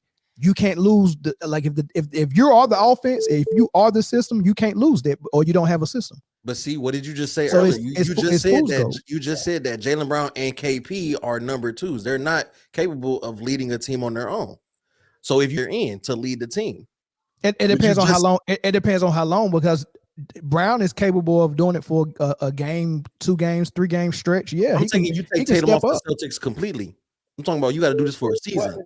They're not a contender. So let me ask y'all this: who falls off more? If you take Tatum away from Boston, if you take Edwards away from Minnesota, who falls off more? If you take Tatum away from Boston, Boston falls off more than if you take Ant from Minnesota. We saw Minnesota in the playoffs without Ant. Man, that's tough. I don't think that that's a bad question, but I don't think that the answer proves anything. No, it doesn't. But I'm just, because there's a lot of different type of scenarios being thrown out there. You know what I'm saying? Because that's probably somebody on the bench that could step up and play, just become a role player. You just shift everything. You shift the offense or whatever, and neither one of the teams may take a gigantic step back. They just were playing a different brand of basketball. Yeah. I feel like if you take Tatum away from Boston, I think you see Jalen numbers go up. I think you see Porzingis numbers go up, and you might see Drew Holiday numbers go up. Yeah, I don't care. Of course, the numbers will go up because they're gonna have to do more. But only numbers I'm worrying about is the win-loss column. Hey, I'm gonna go ahead and move you because I got some other callers coming in, man. Okay. But thanks for the call, bro. Hey, man, I listen to your show every day, man. I love this show. This is probably the best show to me on YouTube than all the other sports shows, man. Because you guys talk with sense, you're respectable, and you keep it clean. Where, man, my son can sit in here and listen with you guys. You know what I'm saying? So I appreciate that, man. Man, that's dope, man. I appreciate it, Big Dog. Thank you. Appreciate the love, brother. All right. I don't know how clean we keep it, but I appreciate that. Man, we must. No, we do keep it clean, man. There ain't all the cussing and all that stuff, man. All of us, four of us keep it clean. Who didn't keep it clean? Eric definitely be having to have that parental discretion tag on his square sometimes. Eric's Wi-Fi is definitely dirty. Hey, caller from Pennsylvania, man. What's up? Yeah, I just wanna make a point. Okay. I was talking about how if you take a player off a team, how much they win-loss column will be affected. Facts. But yet and still, this narrative about Steve Nash in the mid-2000s Suns kind of persists. And I was there at the time. Like, them niggas won like 20-something games, and then Steve Nash got on the team, and they had 50, 60-win team. Like, you know, does MVP always equal points, or does it equal a person who makes everybody on the team better and facilitates everybody? I don't believe in that. Make people better, because you know that phrase itself means that if I came in rated as a C player, and all of a sudden I'm a B player, that's what makes better mean. Like that means I upgraded my game, not that my points went up. You know, because I don't like I made him better. I make everyone around me, but I really don't like that. Just because you can pass well, don't mean you made me better. If I'm a shooter like Kyle Korver, and I shoot 50% from the 3-point line before you get here, right? But I only average 10 points. But you show up and I average 20 points and I'm still shooting 50%. Only thing you're doing is giving me open shots. Getting me more. You didn't make me better. But in a sense, is that not making your teammate better? No. Like, that mean an understanding of no. Listen. It means that you're getting me open shots and opportunity. I didn't get better. If I'm a is that not making the team better? Is that not making the team better in terms of basketball? That's different. It is making the team better if I'm getting more of an opportunity. I'm a 50% shooter, but I think what Mel is saying, it didn't make me better as the player. I'm still the same player that I was. I'm already shooting 50%. But if I'm shooting 50% from 3 and I get 3 threes a game, right? Up to 4. I'm making 2 out of those 4, right? So I'm 6 points. For sure. Yeah. So, but let's say you come to the team, Pittsburgh. I think that's where you say you was from. You come to the team. Yeah, yes, sir. Okay, and you have the ability to draw the defense, and now I'm getting 8 shots a game. I'm shooting 50%. I've been shooting 50%. So at the end of the day, regardless of what, yes, you got me more opportunities because of the way that you play, but I don't know if you are the person that make me better. You a million% right. Okay. Like, and just to be a little bit historical, there was a point in time where the Lakers didn't make the playoffs because of the playoff format, but Kareem won MVP. And some people around the league were upset about that, but he contributed the most to his team. No, I think that set a bad precedence. And I think when we try to make exceptions for people for other reasons, I think that history actually messes up all the MVPs in the future, man. But I don't necessarily have a positive or negative viewpoint on that, but just to be historical in a sense, like you said, it sets a precedent. So, I'm just injecting this just to get a little bit of y'all perspective, because I respect y'all mindset towards this subject matter. Mm-hmm. But where does somebody like Steve Nash lie that, in a sense, when you look at the game, they tangibly have made their team better, being pretty much the only acquisition, you know what I'm saying? All of a sudden, things start clicking. And I answered it, then I'll let Jay and Chris get in here real quick. So Steve Nash got 2 MVPs in a row. I think one of those MVPs, the Phoenix Suns, may have had the #1 rated offense, and I think their record was really high. Like I think they was like maybe top 3 in the West, maybe even #1 in the West. Probably a 60-win team, easy. Right.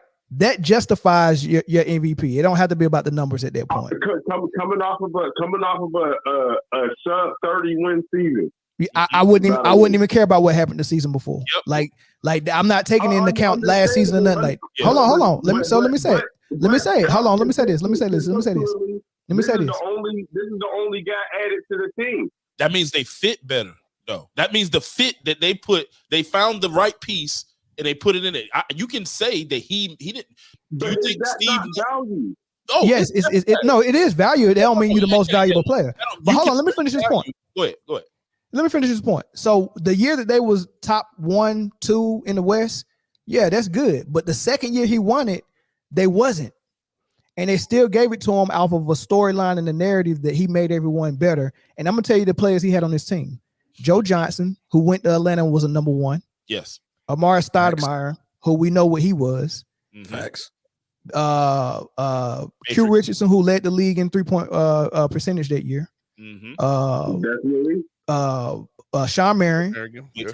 We know what he is. Like one of the best right. utility players all around guys in the league. Hold on. These are the dudes they told us would be trash without Steve Nash. This is what they told us. They said Steve Nash made them better and gave them an MVP. No, but like it's not about them not being trash because Phoenix was a talented team, but the value that Steve Nash added to that team made them almost a progenitor to listen. Yes, the year that they had the year that there was a top. Hold on, listen. The year that there was a top seed in the league, yes, that makes sense. But you can't tell me you're valuable if your value doesn't equate to winning. If someone else is winning more than you, that means they're more valuable, right? And this is how I look at value. There's 2 ends of a court, right? 50% is offense, 50% is defense. If you're adding, if you're 100% valuable to your team on offense, then you're a 50% player at least. But if you're not valuable on defense, you're still just a 50% player. No, he wasn't. No, he was a liability on he was a negative.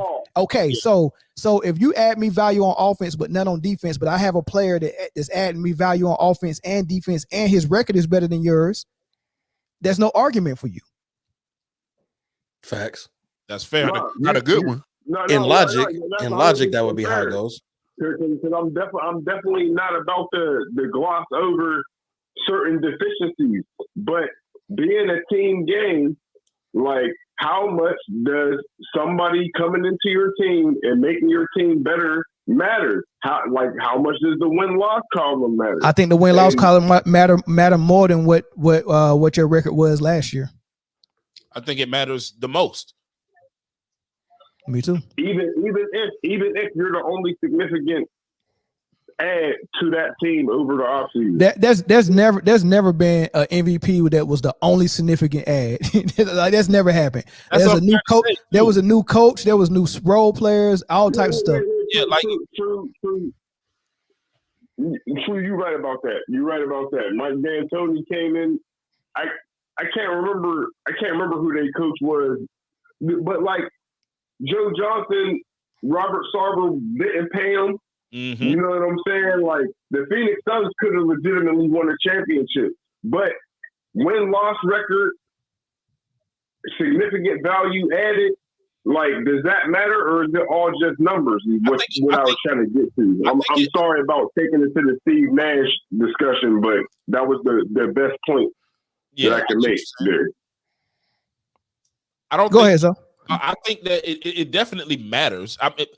you can't say nothing. Like if Mel if he brings up his matrix again for what would qualify as a MVP, I think all of that matters. I think objective quality evidence, visual evidence on offensive side, objective quality evidence, visual evidence on the defensive side, and I know that we saw that on the offensive side when it came to Steve Nash. We saw it. It was value. It was value, and I think it does matter. But when you're saying most value, did it bring the most value out of everybody in every single team, that second MVP? I just don't think so. No, not that second. Yeah, it's the second MVP, but there's people that still doubt his first MVP as well. And it comes up a lot on a lot of these podcasts. You know what I'm saying? Now, a lot of people mention the first one too. Yeah, so with doubting his MVPs and trying to use Kobe as the doubt, because Kobe did average over 30 one of those years, but Kobe was sitting at the 5th or the 6th seed that year. So by my standards, Kobe wouldn't have been in there. However, Chauncey Billups had a heck of an argument for MVP one of those years, and they told us that Chauncey Billups' teammates was too good. And we're talking about Rasheed. We're talking about Rasheed, Ben, Tayshaun, and Rip. They said they was too good for him to be. He had too much help, and that's why I don't like the too much help argument. From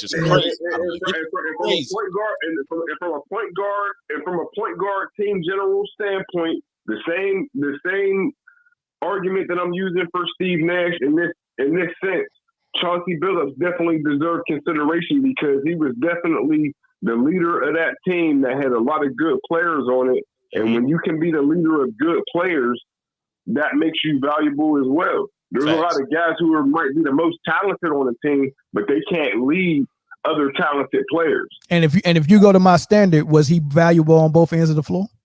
Facts. Yes. All right. And was this team record good? Yes. Yes. And was his numbers good? In context, the East was weaker than the West at that point as well. So if we're gonna add you can't do that. You can't eliminate a whole conference. At the end of the day, there's still 15 teams. There's still 15 teams in each conference, and you have to be better than, for sure, 14 other ones in your conference, and then you got to be better than the other 15 on the other side as well. So the argument of this conference was weaker than this conference is not really an argument, because it's still 15 teams that you have to be better than at all times to make it to the finals. And you can't help that. You have absolutely no bearing on what these other teams do other than yours. So at the end of the day, go ahead.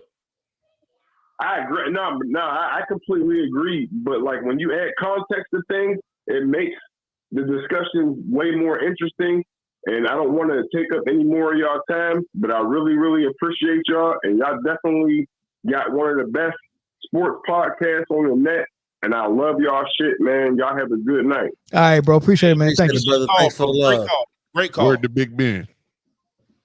But stop. You don't stop shouting out Big Ben, man. Hey, man. Come on, man. All right. Don't get us demonetized. Watch who I shout out next. Hey, Dino. What's up, Dino? What's up, baby?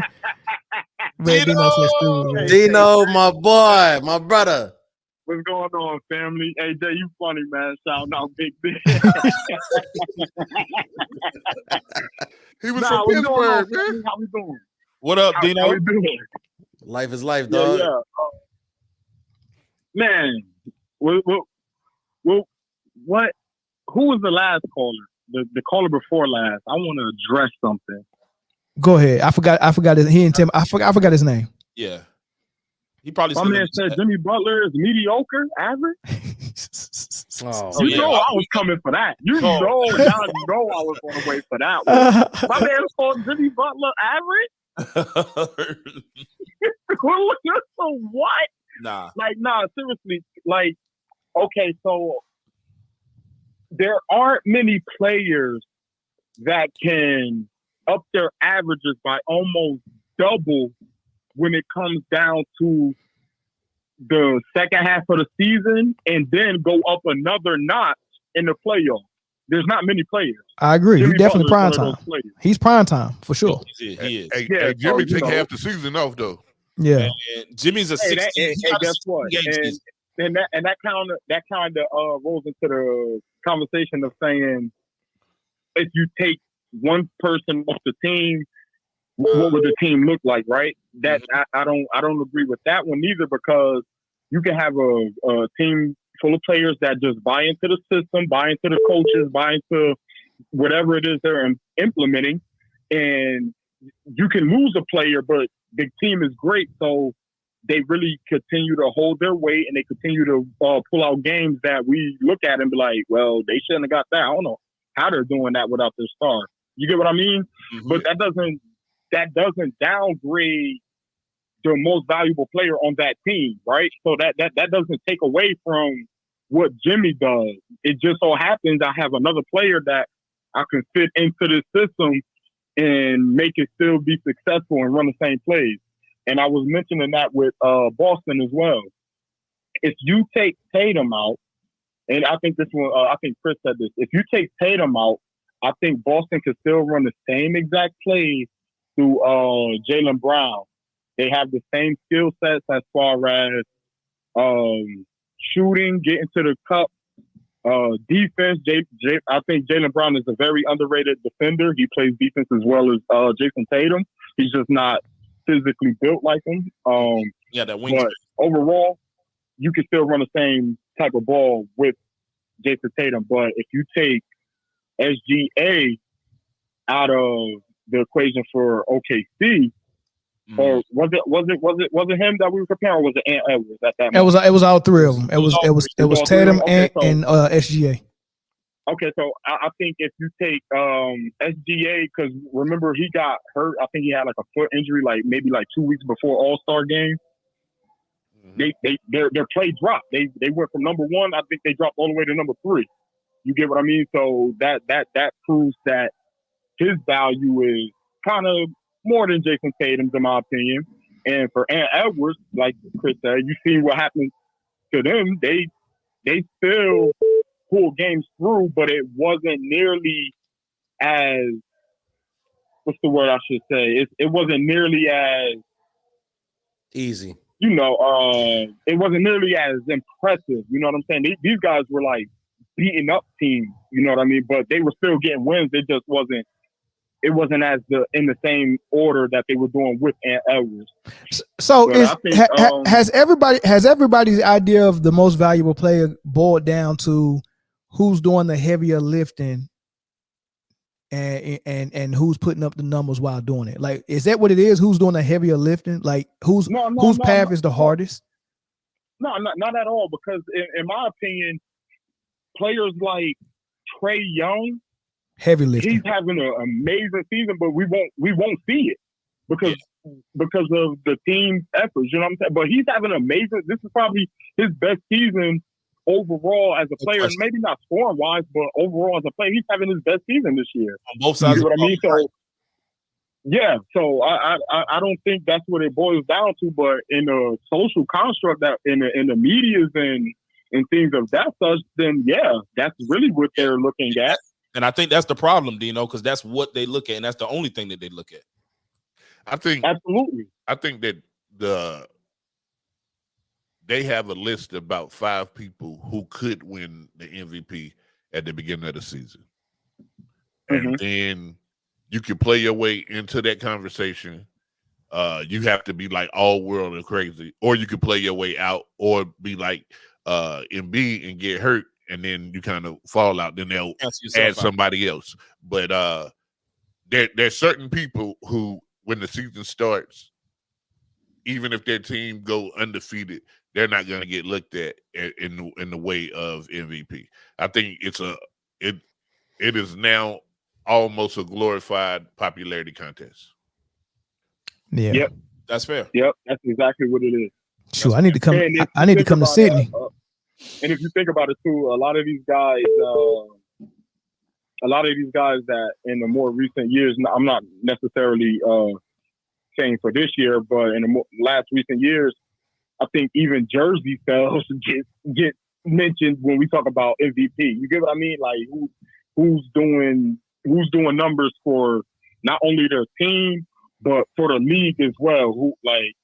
There's no doubt in my mind Wembanyama will be in the MVP conversation next year just because people are paying to go see him, and he's actually putting in work off the court. behind closed doors. See, the metrics that the average person, you, me, or whatever, we're not going to look at is jersey sales, ticket sales, outreach, things like that. Things that are putting money into the NBA. You're not going to be the MVP. There were years where you could probably want to make a case that Kawhi should have been the MVP. Absolutely. That man ain't doing no autograph signings or having no conversations or no meet and greets. No, not at all. So I think Kawhi is a fan favorite just off of his personality alone, though. You know what I mean? as bland as he may seem, people love Kawhi. You know, they love. Man, I do too. I love the fun guy. The fun guy. I'm an interesting guy. The board man. The board man. Yeah. The board man gets bored. Hey, so the name that we got 1, 2, and 3 is not Jokic, but the name that the media got is Jokic at number 1. And the reason why he, right yeah, on the I want to say NBA.com. Yeah, he the face of the league, kind of. Yeah, but this is the thing with Jokic, right? Coming off a season where you won it all, where you outperformed everybody in the playoffs by far. Yeah, kill. Now you on cruise control because you know, all right, man, we know how to get through that gauntlet that is the playoffs. We know we're the team to beat. You know, we don't have to go out there and show nobody we can be the number 1 seed and all that stuff, man. So they chilling, man. They just want to get to the playoffs healthy. But with that being said, some of the outrageous numbers that Jokic was putting up the previous 3 years, he's like, just chilling, right?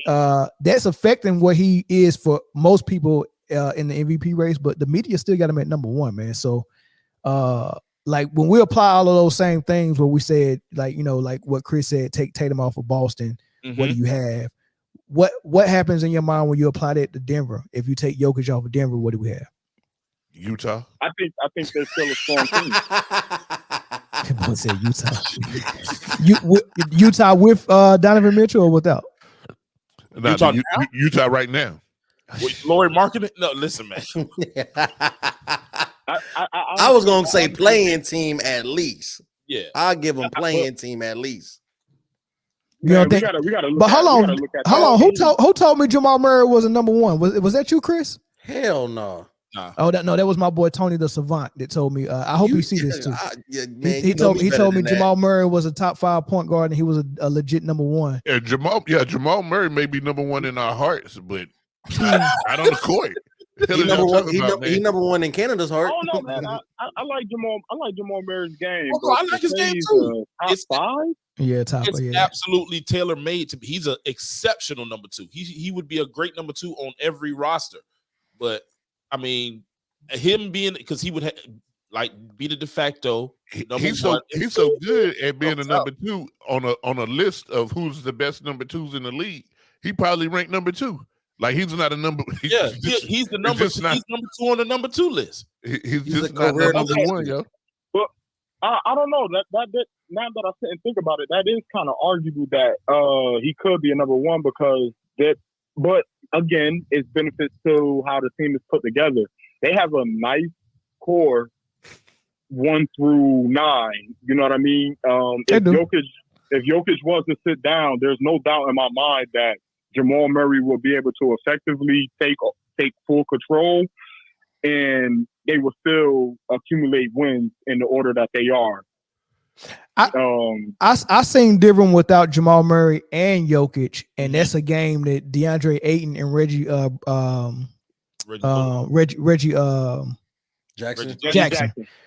Jackson absolutely turned back the clocks, and DeAndre Ayton had about 3-4 lobs at the rim.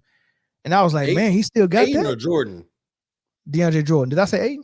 Yeah, you said Aiden. DeAndre Jordan. Yeah, my bad. DeAndre Jordan. You know what? I will give Denver credit. They always have those glue guys that are really, really decent for that construct of that team. I think it was Monte Morris. Like they always have those guys. And now I think it's Watson, Christian Brown. You know, those guys that probably wouldn't be the 15th man on a lot of teams. They found ways to make them guys effective. Jamal on the right team, he is in the. I don't know. I don't know. Hold on. Let me address that and clear that up. I don't know. On the right team, Jamal is a number one. That team doesn't make the playoffs. All right, keep going. Yeah, I'm not. On the right team, anybody can be a number one. I don't Shit, know, if Jamal Murray right now goes to the Hornets, he's the number one. If LaMelo's hurt, there you go. If Jamal Murray goes to, let's say you say Utah. If Jamal Murray goes to Utah, they're definitely not. They're not where they are now. What they're like 11th, right, in the West right now. 10th, 11th in the West. Something like Utah? Yeah, 11. They not where they are now. I think Jamal Murray could change the whole dynamic of Utah. He's that good, man. He truly is.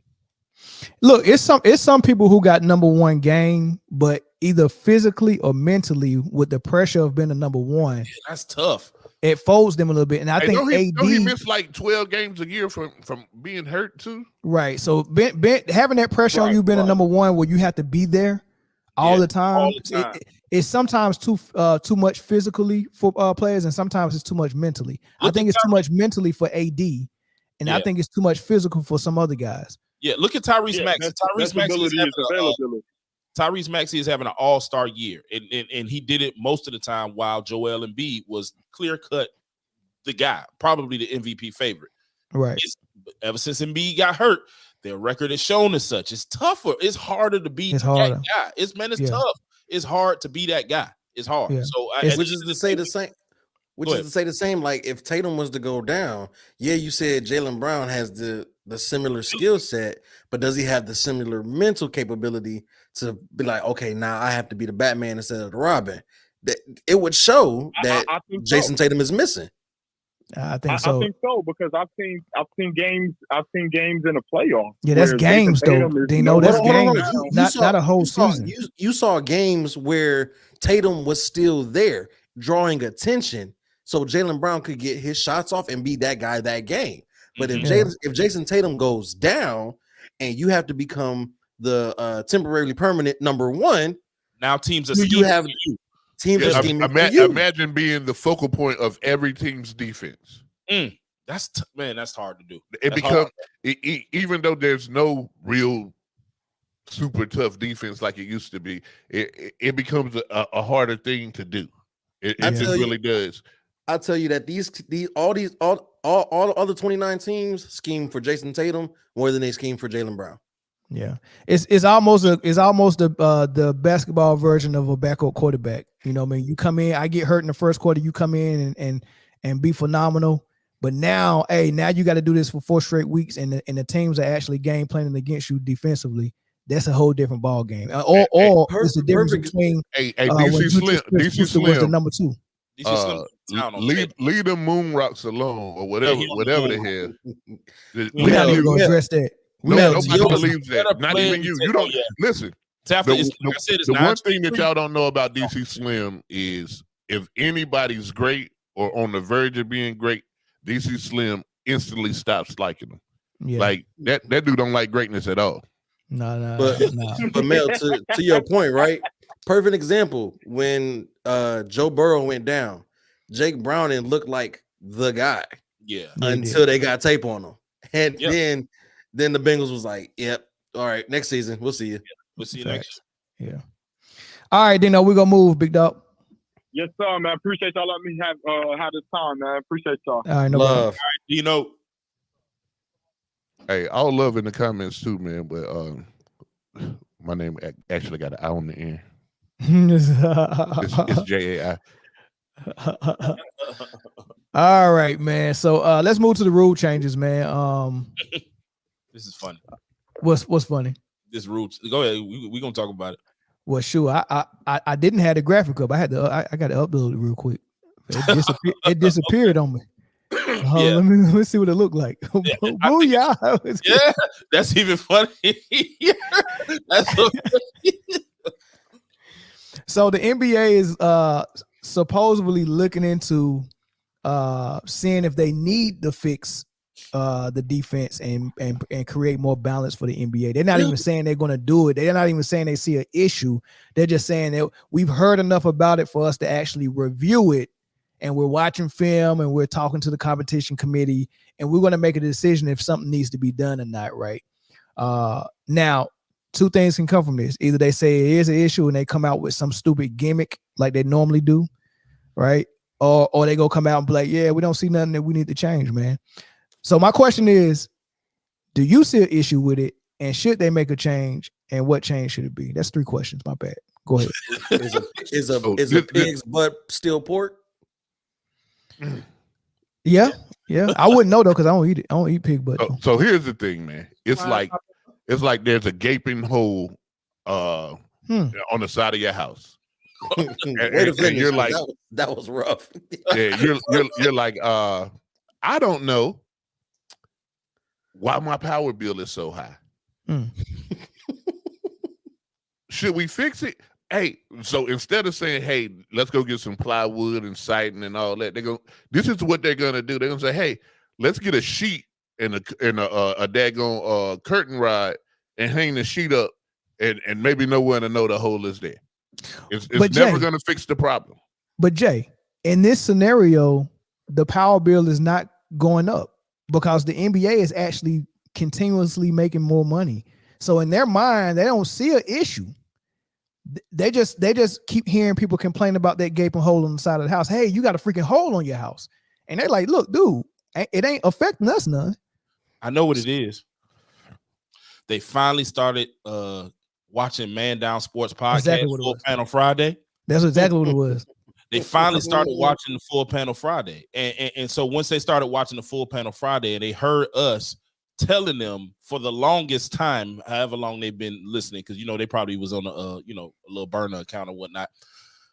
They heard us say this for years and years and years, that this product that the NBA is putting out is just not a quality product. The basketball product. Now, as far as a business model goes, it should be commended because that's exactly what they're trying to do. But the product, I don't even know why they said this. I wouldn't have said anything. I just would have said we plan on changing rules if that's what we planned on doing. But they had to say something to quiet down the noise. But I'm gonna tell you like this: we ain't gonna stop until the game, changes itself. So at the end of the day, palatable product. Yeah, it's not palatable at all. So go ahead, Jay. This comment right here. I want hand checking. Pause and I want them to call Travels. Listen, thank you for the super chat, by the way. They got to start calling Travels because I keep seeing kids at lower levels do a move that they see in the NBA. And when the ref blows the whistle, they looking shocked. Like, dude, I've been practicing this all week. I seen it on TV. Yo, it's a travel. No matter do we really want that though, Jay? Like, because most of the travels I've seen ended up in a nice breakaway dunk. From Giannis or LeBron or somebody like that. They traveling now to get an open shot. Of the game, do you want them to take that dunk away from you? Let me tell you. So maybe not. Maybe me personally, not so much the dunk, but that travel that they do just to get that step back three. Hey, get that out the game. 3 steps. Get it out the game, bro. Their gather step has turned into 6 steps, and I don't know when that happened. I'm so glad you said that, Zoe, because over the last couple of years, every off season, it changes what turns into a travel. It was originally what I remember was if you took more than 2 steps without a dribble, that's a travel. Then it became something about a 0 step, then a gather step, and so now you can get like 5 steps off. Yeah, before they blow the whistle, nobody's gonna call anything. Even on a jump shot, an in and out dribble, you can step back 3 times and still shoot the jump shot, and I guarantee you nobody's gonna call anything. Now, what is a 0 step? How does a step that don't count? If you got to call it a 0 step, it counts. That's 1. So I think what they said is so the 0, because I don't think, if I remember correctly, the 0 step is not the gather step. The 0 step is the step going into the gather. Yes, so like stupid because you throw the ball. It can't be 0 if it's 1. So you throw the ball down, the ball comes back up, you take a step. That's the 0 step. So you got a 0 step, a gather step, and then 2 steps. Yeah. So you throw the ball down, you bring it back up, you take a step. That's the 0 step. Then you put the ball together in both hands.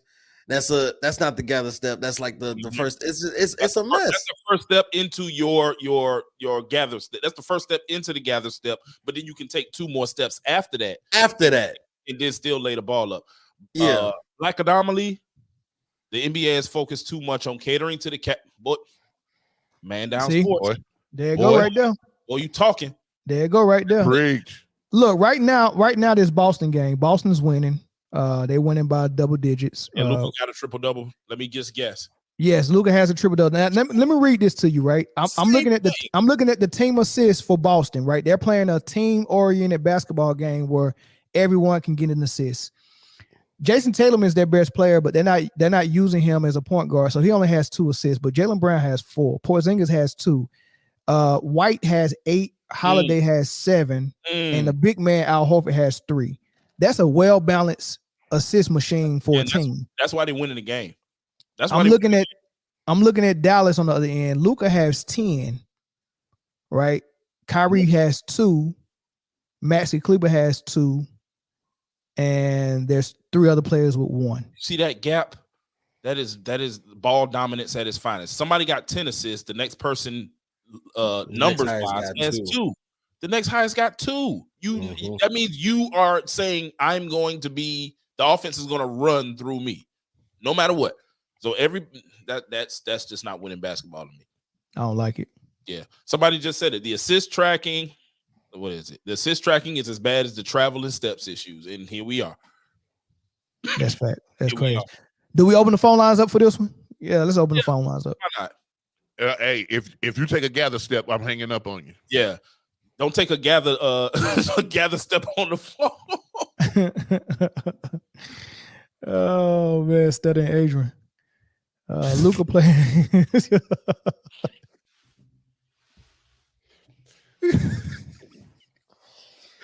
Man, what's wrong with us, man?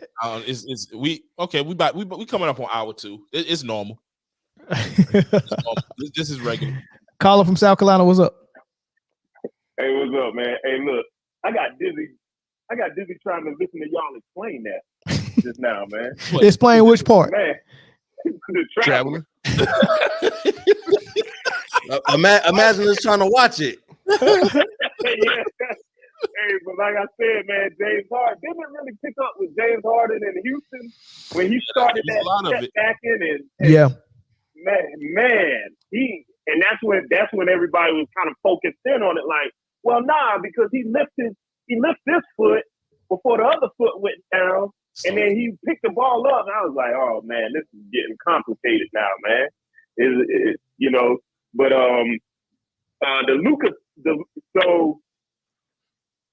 Luka patent, is it me or did Luka patent his game after LeBron in a sense? He may be a little more skillful as far as like with his handles, a better shooter, but far as dominating the ball to fill up that stat sheet, he kind of patented his game. It seems like he patented after LeBron. Yeah, he and LeBron. Now, where his skill set, he has probably more upside on his skill set than LeBron. LeBron is more athletic than Luka. Right. But they still play the same version of basketball where I'm gonna conduct everything. Just make sure you hit the shot when I go to you. Mm-hmm. It's LeBron made it famous. James Harden took it to a different level because he added that step back 3 to it, and Luka's doing exactly that. Right. He with that. Yeah. That's disgusting to think about. Yeah. So do you see Dallas? Because I just don't see it working too much longer with him and Kyrie. Well, the ceiling for Dallas is whatever you got from Harden with it. That's the ceiling. Yeah. It's Rockets Harden ceiling because that's the game he's playing. And just like we said a couple of weeks ago when his usage rate was down and Kyrie was being more of a ball handler, not so much a facilitator. Even though Kyrie can do that, it's only a certain number of games that Luka is going to be able to do that. He's accustomed to learn. He learned and is accustomed to playing this game a certain way.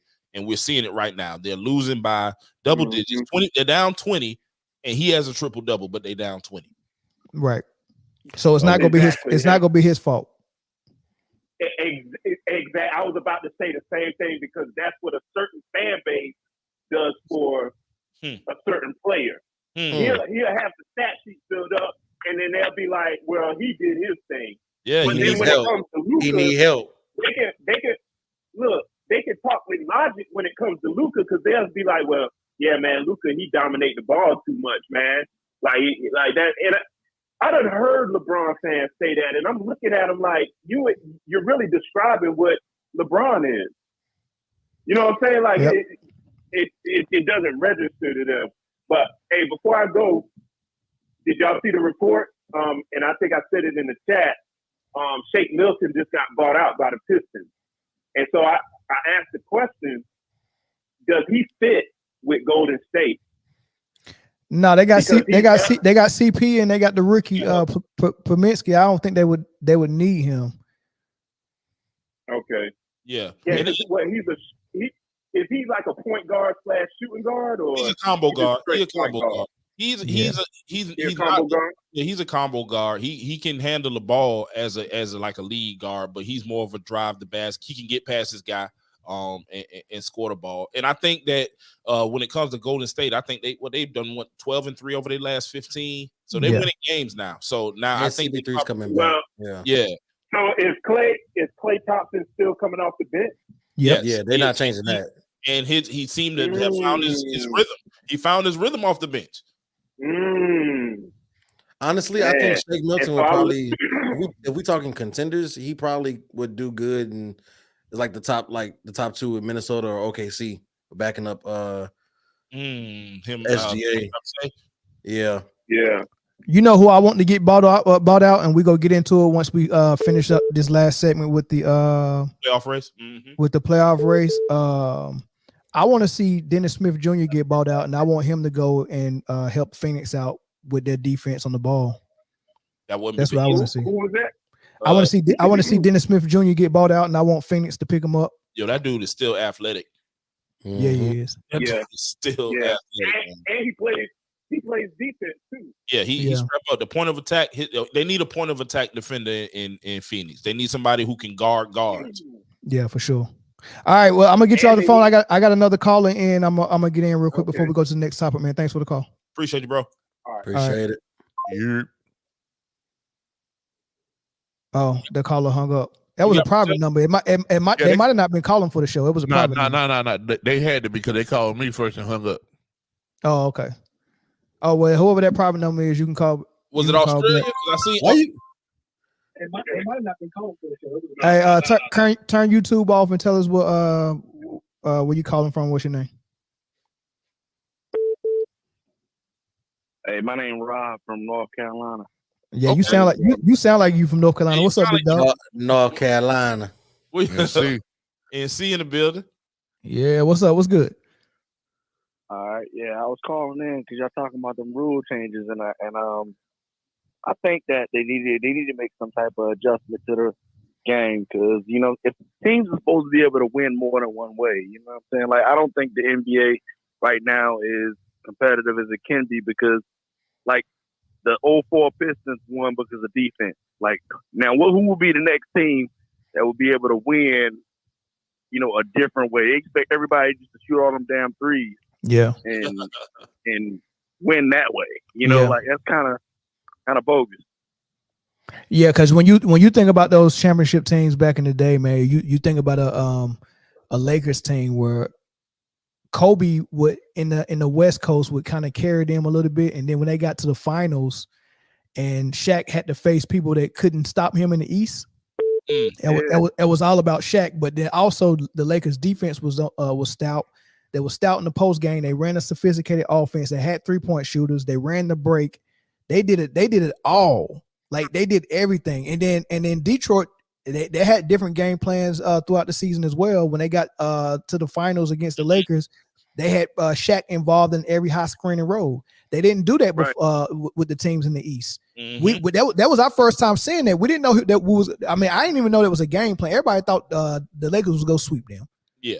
Them boys came out and put Shaq in every high screening role. High screening role. Imagine Shaq trying to hedge. That's still one of the greatest championships I've ever seen, man. I bet. That's still one of the greatest championships I've ever seen. Really? Yeah, for sure. You think Absolutely. so? Hell yeah. Hey, Ed, wow, somebody's gonna have to help me with or help Zoe with we working on it. We what's it called, Zoe? Discord. So we can get the people from the I haven't figured out Discord yet. Or I mean, is WhatsApp good? I don't know. What can we use for people from outside the states to call in? Because normally what I did when we was in Japan, I had a Japanese phone number. All it was just the country code. So you got to add the country code to the number. For the states, it's +1. So try calling the numbers you see and add +1 at the beginning. Yeah, but I'm sure that buddy don't want to pay $39.99 each minute to talk to us.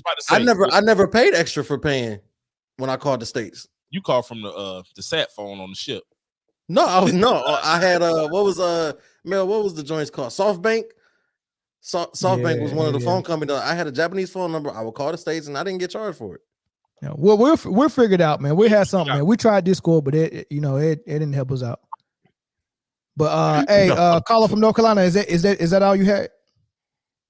Yeah, that's all I was saying. You know what I'm saying? Like, me as a fan of the game, I enjoyed watching teams, you know what I'm saying, come and win championships. Spurs was kind of like that too. They played a little bit more defense than everybody. So I was gonna say the Spurs played a lot of good outstanding defense. Yeah, sure. Yeah. Like, to me, sometimes, you know what I'm saying, you want to see teams win a different way. Facts. Definitely. I see a lot of people in the comments mail saying, "Hey, we got check that out." Okay, all right, thank you, brother. Appreciate you, bro. Somebody texted me about an hour ago and said, "Welcome to WhatsApp." they tried to text me the link to WhatsApp, man. So maybe that was a hint. Hey, we got Drew from Florida on the line, man.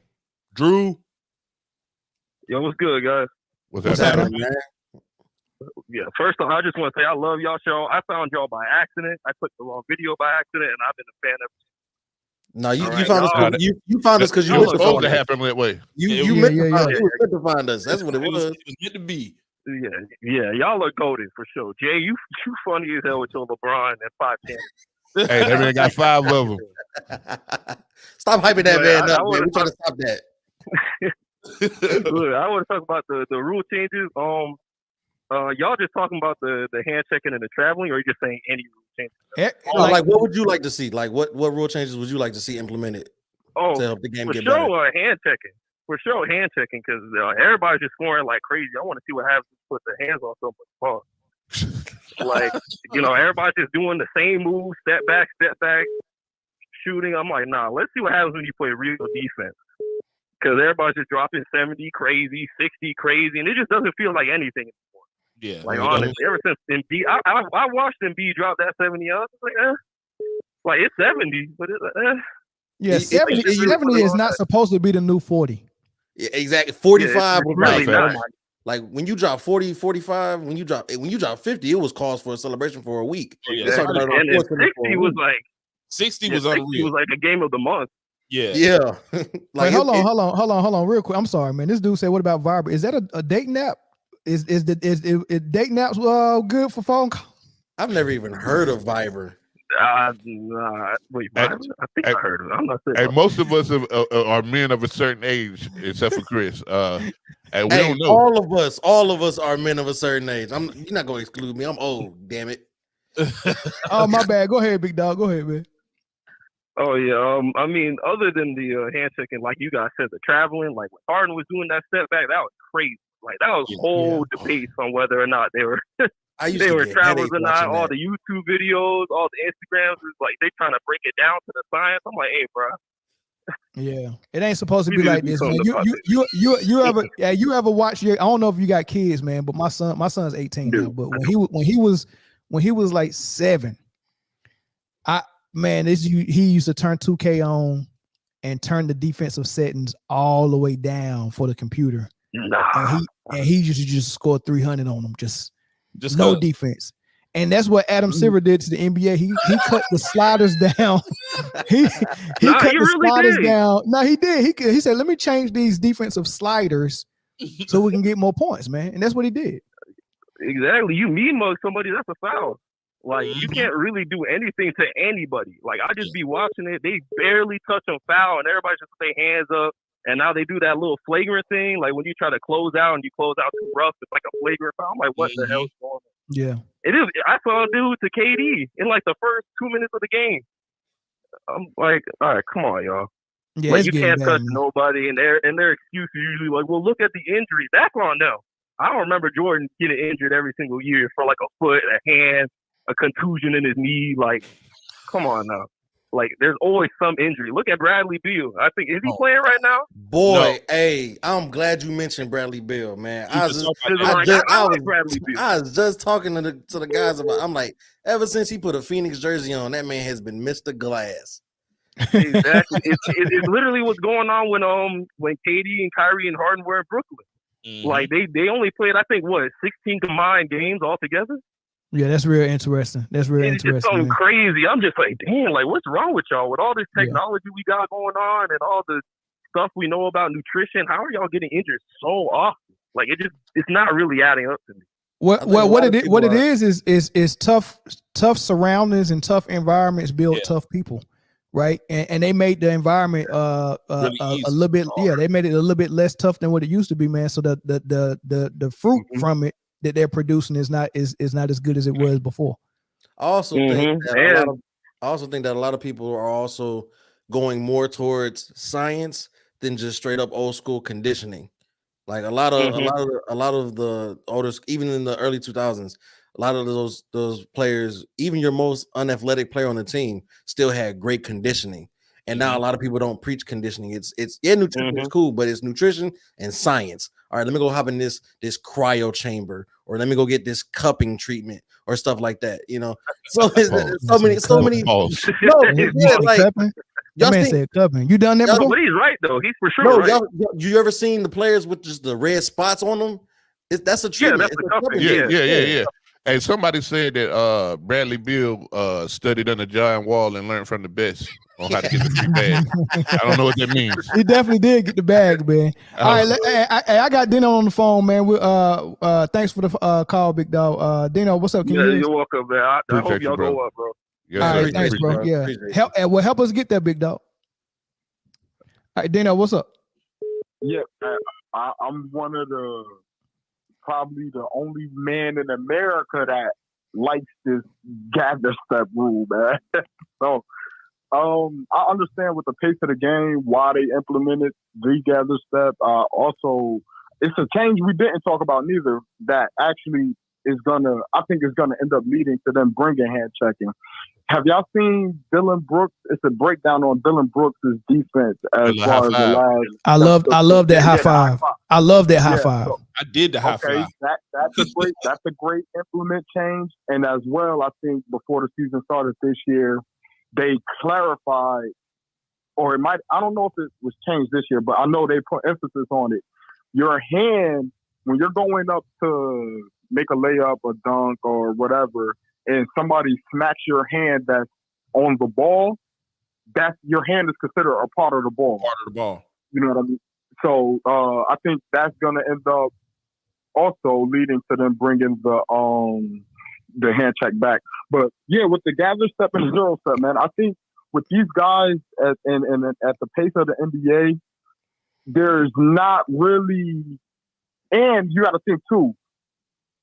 A lot of these guys, especially the 7-footers that are now dribbling, right, and they're running up this court fast, it's hard to stop momentum, catch the ball, then dribble out. You get what I mean? So that gather step kind of gives those type of players breathing room now. Of course, the smaller guards and the ball handlers, they're going to abuse it. James Harden, right? Luka, right? They're going to abuse it now. I think even Jordan Poole uses it a lot. But I say all of that to say, man, that gather step, I actually like that rule, man. It creates more creativity with the dribbling. And I think once they implement, or if they implement a hand check, then you will be able to appreciate more of it. You get what I mean? You'll see a lot more moves being created, and it's still to be a better balance than what we're seeing now. Because I agree with the point that it is kind of eye itching to watch sometimes. You're like, man, what the hell was that? This man just stepped back from free throw line and ended up at half court. What the hell? I do agree that it is a little eyesore sometimes, but for the most part, and with the two rules with that high five, I think I could see them bringing back hand checking, and I think it'll be a lot easier on the eyes and a lot easier to understand why they put it in the game. Another thing I would like to see is take away the rip through foul. That never used to be a foul. Yeah, I like for the defensive player to be able to have his space that can't be invaded as well. Like I don't agree with the defender can't invade your space, but you can invade mine. So my hands is here. Just because you swipe your arm up and my hand is there, don't mean I should get the foul. I think that should be a no call. To be honest, I think it should be a no call. Facts. It never was. It used to be a call. If I can remember correctly, like the rip through has become like they favor offense, but that's why people scoring 160 points a night and losing efforts. It never was used to be a foul. I mean, rules get abused, and I think once they seen CP3 abusing the hell out of that, because he was abusing that. How Harden was abusing the Euro step, CP had that rip through. He definitely had a rip through, and I think it never was used to be a foul. Actually, is right. It never was used to be. It never used to be a foul. You don't need was and used to be. It never was a foul, or it never used to be a foul. It never used to be a foul. So does it make it a foul now since you got what? It's like two negatives equal impossible. That's some shit Chris said. I don't know why he said it. Another thing, also, it's not really more like the deep, but we talking about rule changes. They've gotten really, really comfortable with text and throwing people out of games for stupid stuff. Yeah. Like I just seen a comment like where they don't allow these players to have emotion anymore. Because if you go down and get a dunk over somebody, you're supposed to just be quiet, reserved, and walk away. Now it's the referees now have taken that you're trying to show me up or to heart, so you can't even stare them down now. They tech. I felt threatened. Why you looking at me? It's weird. It's weird. Yeah, I don't like it, man. I think with that swim through though, I think Kobe kind of made that because a lot of people weren't really doing it, and Kobe was like he got it down to a science. But the way Kobe did it, everything Kobe did was to perfection anyway. So it was still within the triple threat. Like he would be he would pump fake, and he would make you commit to whatever he was doing, then go up and shoot the shot. As a matter of fact, it was the pump fake that Kobe was using, and then he'll get you in the air and then get the contact in his shooting motion. He wasn't doing. I'm gonna catch your arm. I'm just standing still with my hand extended, try to keep you from going somewhere, and I'm just gonna go through your hand. Yeah. Can you imagine it like when Shane Battier used to guard Kobe? Can you imagine if they did that today, all the shooting fouls that Kobe would be able to attract? That's why just how Shane Battier used to guard him. Like that's ridiculous. Like that was like great defense. Like and he had his hand right. You probably get whistle for that. Honestly. Yeah, you might. Hey, all right, man. Yeah, for sure, man. Last topic. Hold on. Am I missing something? Are you? I might be. Hold on. Hold on. I'm tripping. Oh, wait. There we go. Yeah, no, I'm yeah.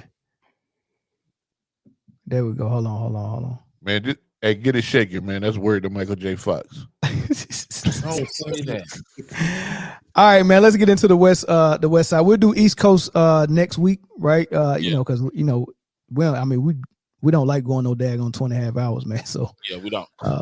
So we'll do the West Coast, man. I want to concentrate on the teams that's below the 5th seed, man. Because when you look at the top seeds, man, we know what the Denver Nuggets go do. I mean, they're the defending champs, man. It ain't a lot to talk about. Clippers looking good, and of course the Thunder and T-Wolves been doing what they do all season, right? So let's just go ahead and go 6 and let's just skip number 6 because I only want to talk about the Pelicans. Let's go 7 and down, right? Let's go. Oh, wow. I really don't, man. I really don't. Playing teams. We're gonna talk about playing teams.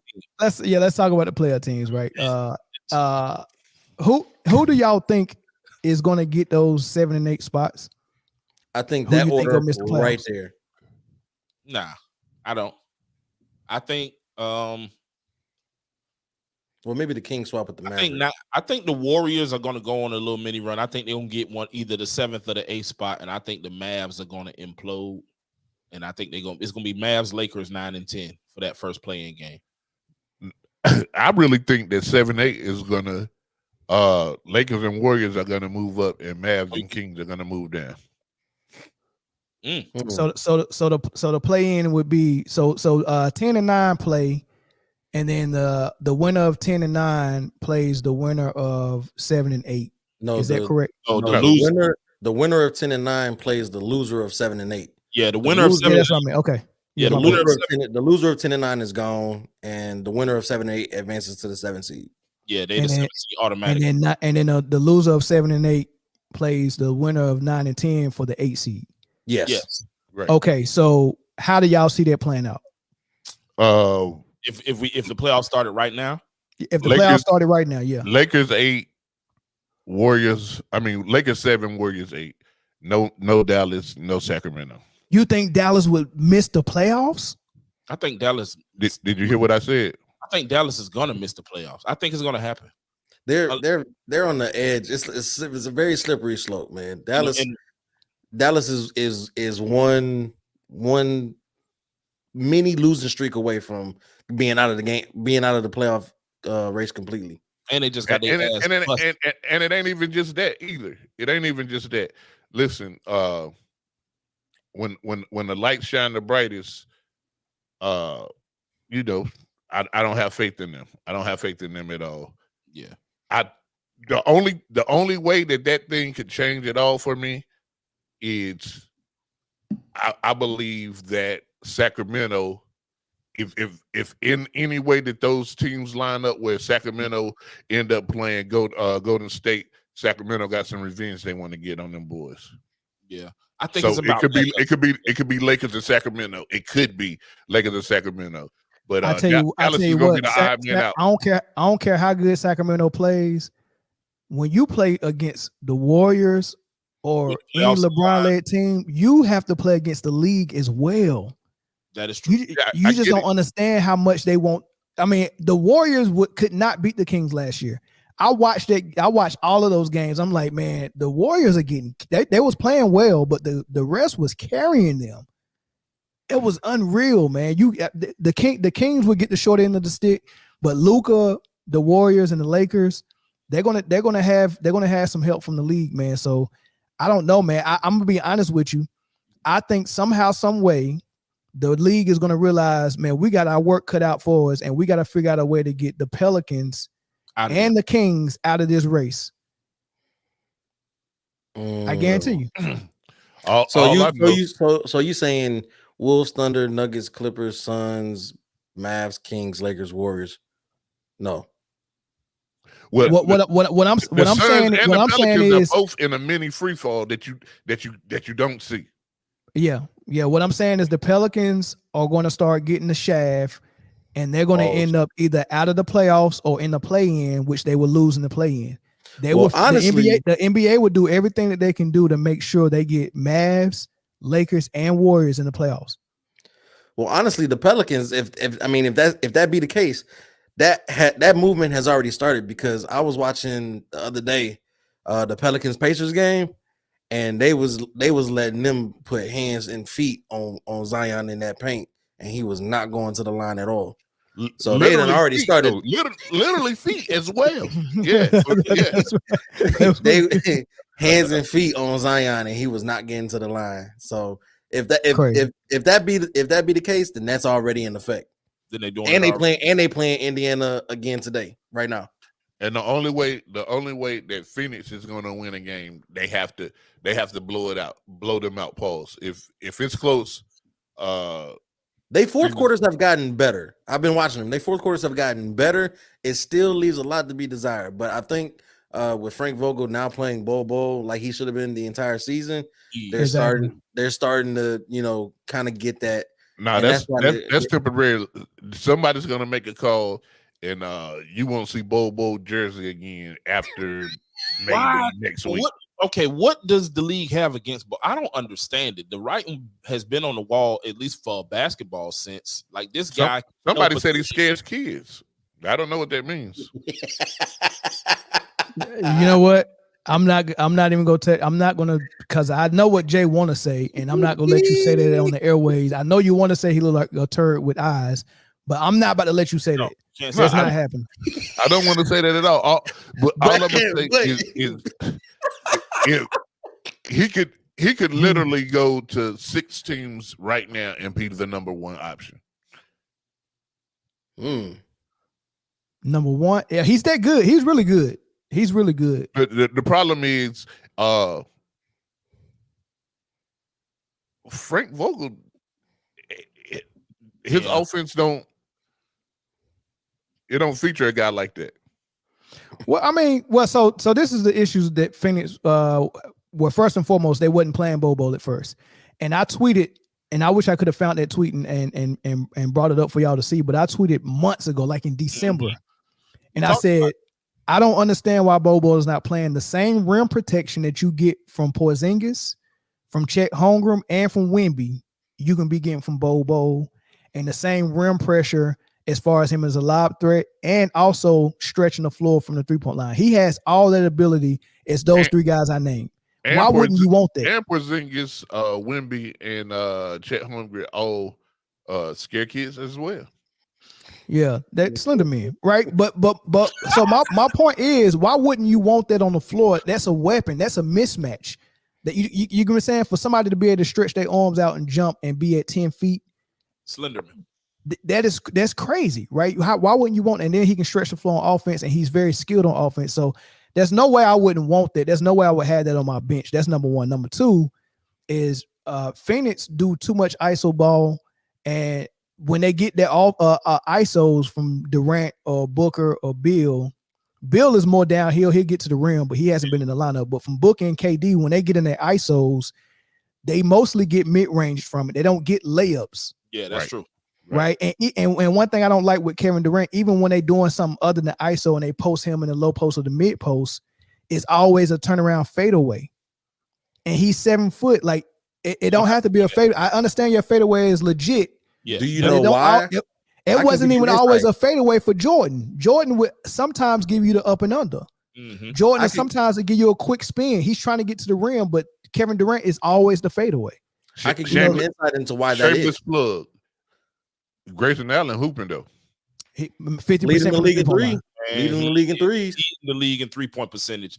And I'm not a Grayson Allen fan. I never really been, but you got to give respect where respect. He's grown up. He's grown up. I'm not gonna lie. A lot, and he is a baller. He deserves to be in this league. Do you feel good putting him on the bench once Bill gets healthy and start playing consistent? No, that's not. I mean, they're probably gonna do it, but Bill will be hurt again.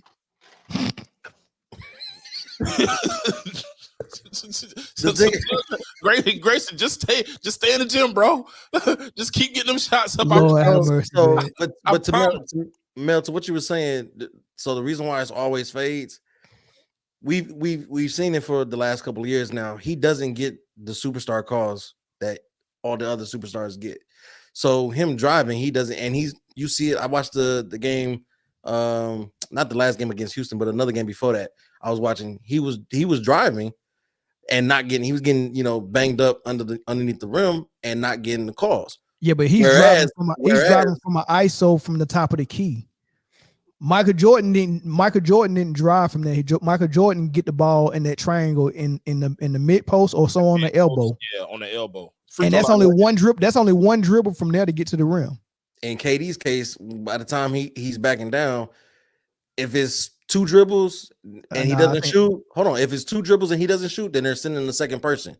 I think that's a different conversation though. What I'm talking about is the ISO. They're doing too much ISO now, and what I'm also talking about is when he get in the post It don't have to be the fadeaway. Get to the rim. I just told you why. They sending two, so they cutting off the spin. He can't spin off and get to the rim. So he's going to end up shooting over because he's taller than everybody on the court. Not every time. The times I seen him fade away off of just a smaller defender, and I'm like, man, you don't need to fade away from there. Like, and even if you don't have to fade away, go straight up on your jump shot on your turnaround.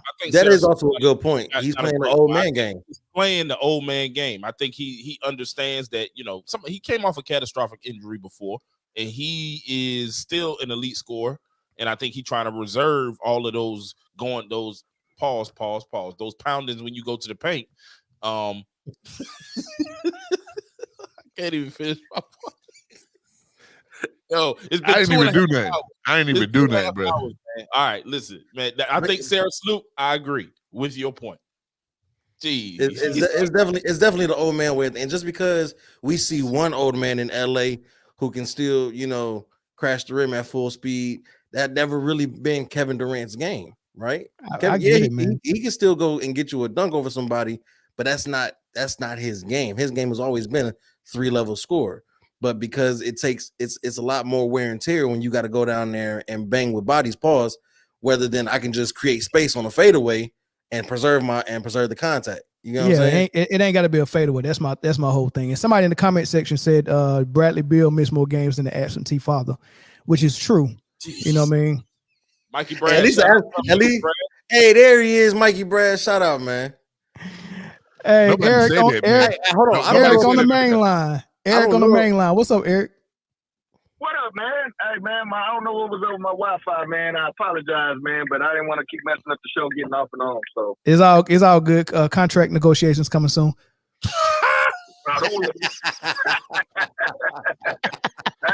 Hey, look! I'm an intern right now.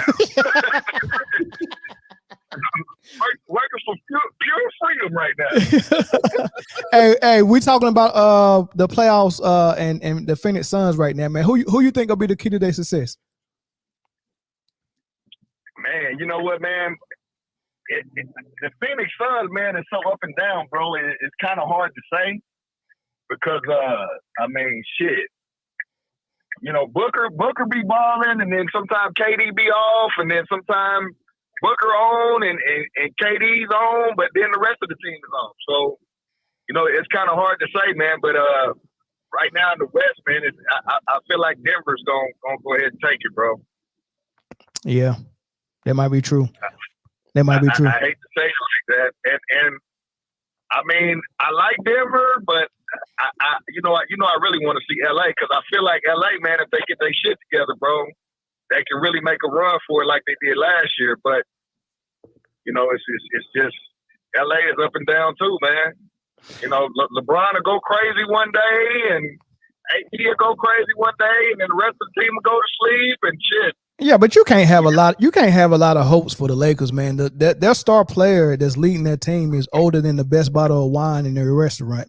I just don't. I just don't think that's like a good formula to have. No, it's gonna be tough. But like I said earlier, man, the league is on his side, man. But right now, the Lakers and the Warriors are both out of the playoff spot, man.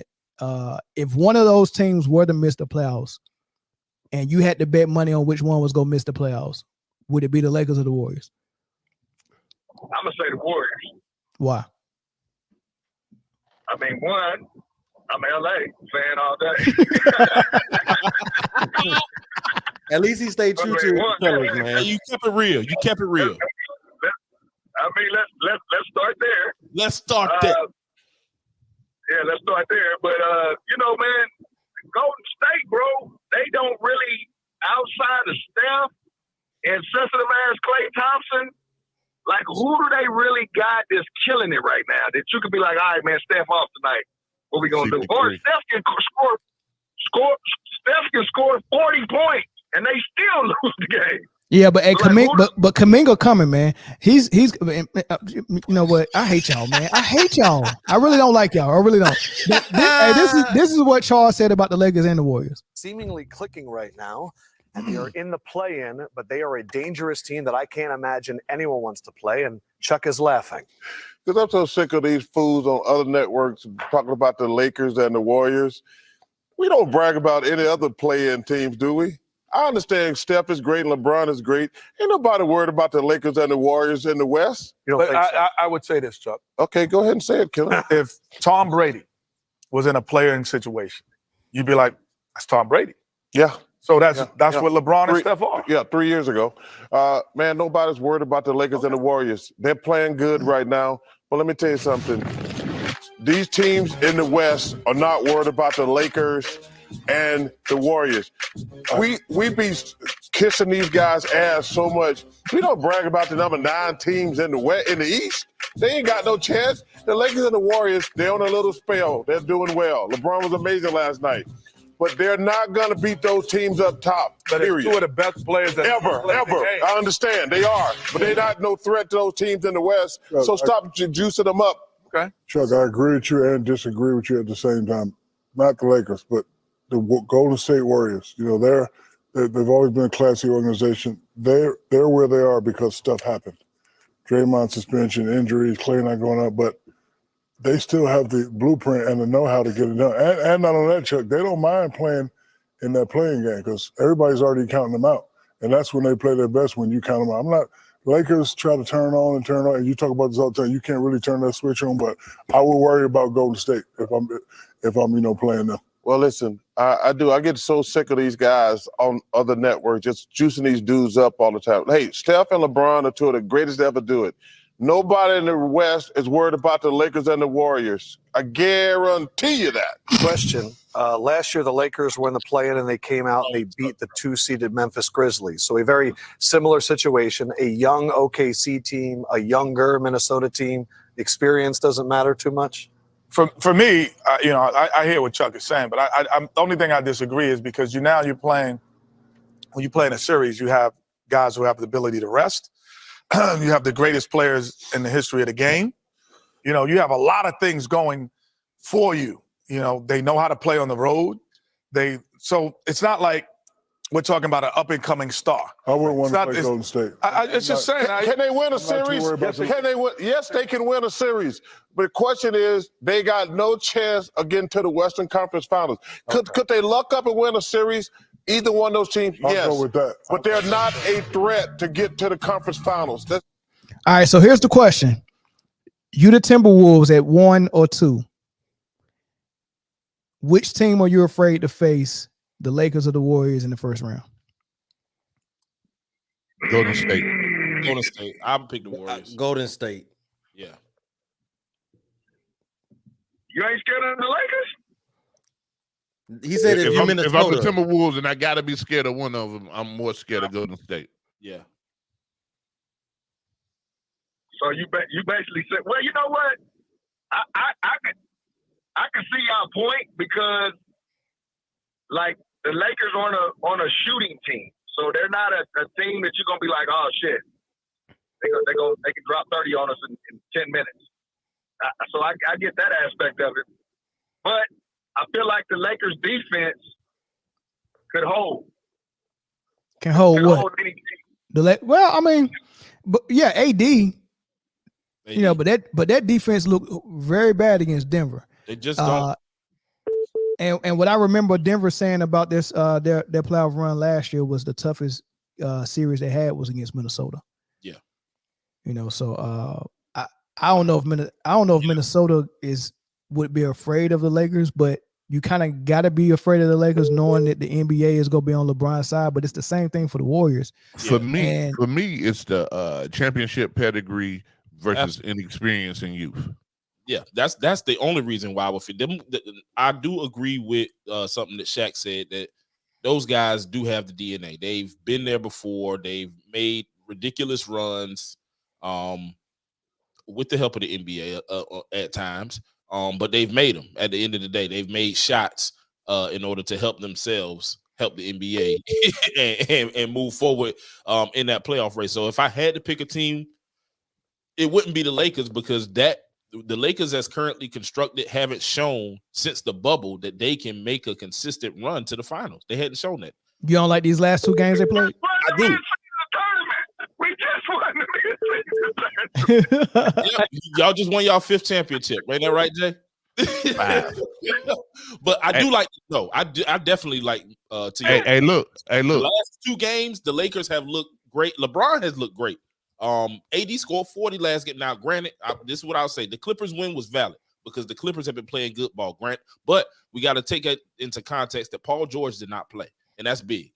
And they last point is that they played the Wizards last night, and they won in overtime. They should have won that game. They shouldn't even let it go overtime to beat the Wizards. That's what I'm saying. That's something that you need to be worried about. Winning a basketball game is winning a basketball game. And AD scored 40 and 15. Bron had 30. He had 19 in the 4th quarter the game before against the Clippers. He took over the game. Salute. It was great to watch. I think Mel put something in the group chat like, yo, LeBron going stupid. Just once again, for all you dudes in the comments who saying that we LeBron haters, we talk about this stuff in private as well. So shut up. Anyway. Preach. But yeah, so but I'm not afraid of them though. I'm not afraid of them. Hey Mel, to answer your question about who would Minnesota be more afraid of, I got OKC. Well, I got a guy named OC from Minnesota on the line. Oh, okay. Let's hear him. OC, you there? Yeah, how's it going there, guys? Hey, what's up, happening? brother? What's happening, man? Hey, not much, man. Hey, I was just wanting to know, what do you guys think about the Lakers run right now? Because I already know that Golden State can actually take the last play-in, but I feel that they're going to give it to the Lakers. But anyhow, long story short, I really believe that the Timberwolves can take it all the way this year. Not meaning championship-wise, but at least going to the finals. What do you guys think on that thing? So, are you an actual Timberwolves fan? Yes, I've been here for about 12 years. I've been actually I was a Bulls fan and I'm born and raised there, but I've been here for the past 12 years, and I've been liking the Wolves pretty much, especially when Kevin Garnett was here and Kevin Love. Okay. Who would you rather play in the first round, Golden State or LA? Me, I'd rather take Golden State, just for the simple fact, I just really feel the NBA really want the Lakers to get in so bad, and I wouldn't want the Timberwolves to take that chance playing those guys when they got the refs to deal with too much. So I go with Golden State. I still feel it's even a little better, even match, and we can probably easily take them out in 6 games. It's oh my interesting. God! Y'all stop with the conspiracy theories. Stop with the conspiracy theories. I need you to wake up, E. I really need you to wake up, man. E. Get the wool from off your eyes, brother. E. It's not a conspiracy when a referee that used to ref in the NBA wrote a book about it. That's pretty much. Yeah, you got a point. Yeah, it's not a conspiracy when the commissioner of the NBA say we changed the rules so a player like Steph Curry could be free to showcase his skill set. Both of y'all wrong. Both of y'all just said no. Chris and Mel both just said it's not a conspiracy. No, it's not a theory. It is a conspiracy. It's not a theory. Thank you, Jay. Thank you. Yeah, it's all good, man. I'm here. Thank you for the clear up. Thank you, man, for clearing it up for me, Jay. Thank you. But conspiracy fact. But to speak to OC though, honestly, the same could be said about the Warriors. You really can't touch Steph, and if Steph gets too much space, we can see what he do in the phone booth. But if you give Steph too much space, you can get 40 easily. And if Steph is cooking, then everybody else is going to get. And then Clay is coming off the bench and is finding his new self. So, how do you feel about that? Look at your boy. Hold on, real quick. Look at your boy DC Slim. Hey, DC Slim. Yes, to a certain extent, the same conspiracy apply to Jordan, but that's when they was perfecting the art of it. Yeah. Now everything after Jordan is them manipulating it to recreate what they had with Jordan. Mm-hmm. Double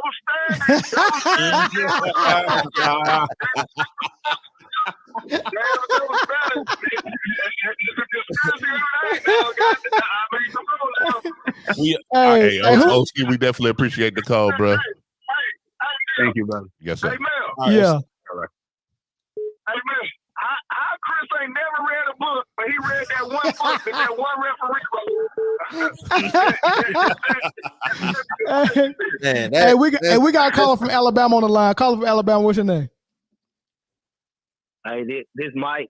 What's up, Mike? So, what's up, Mike? What's happening? So, hey, I'm calling in by Luka and Dallas because I'm big on it. Okay.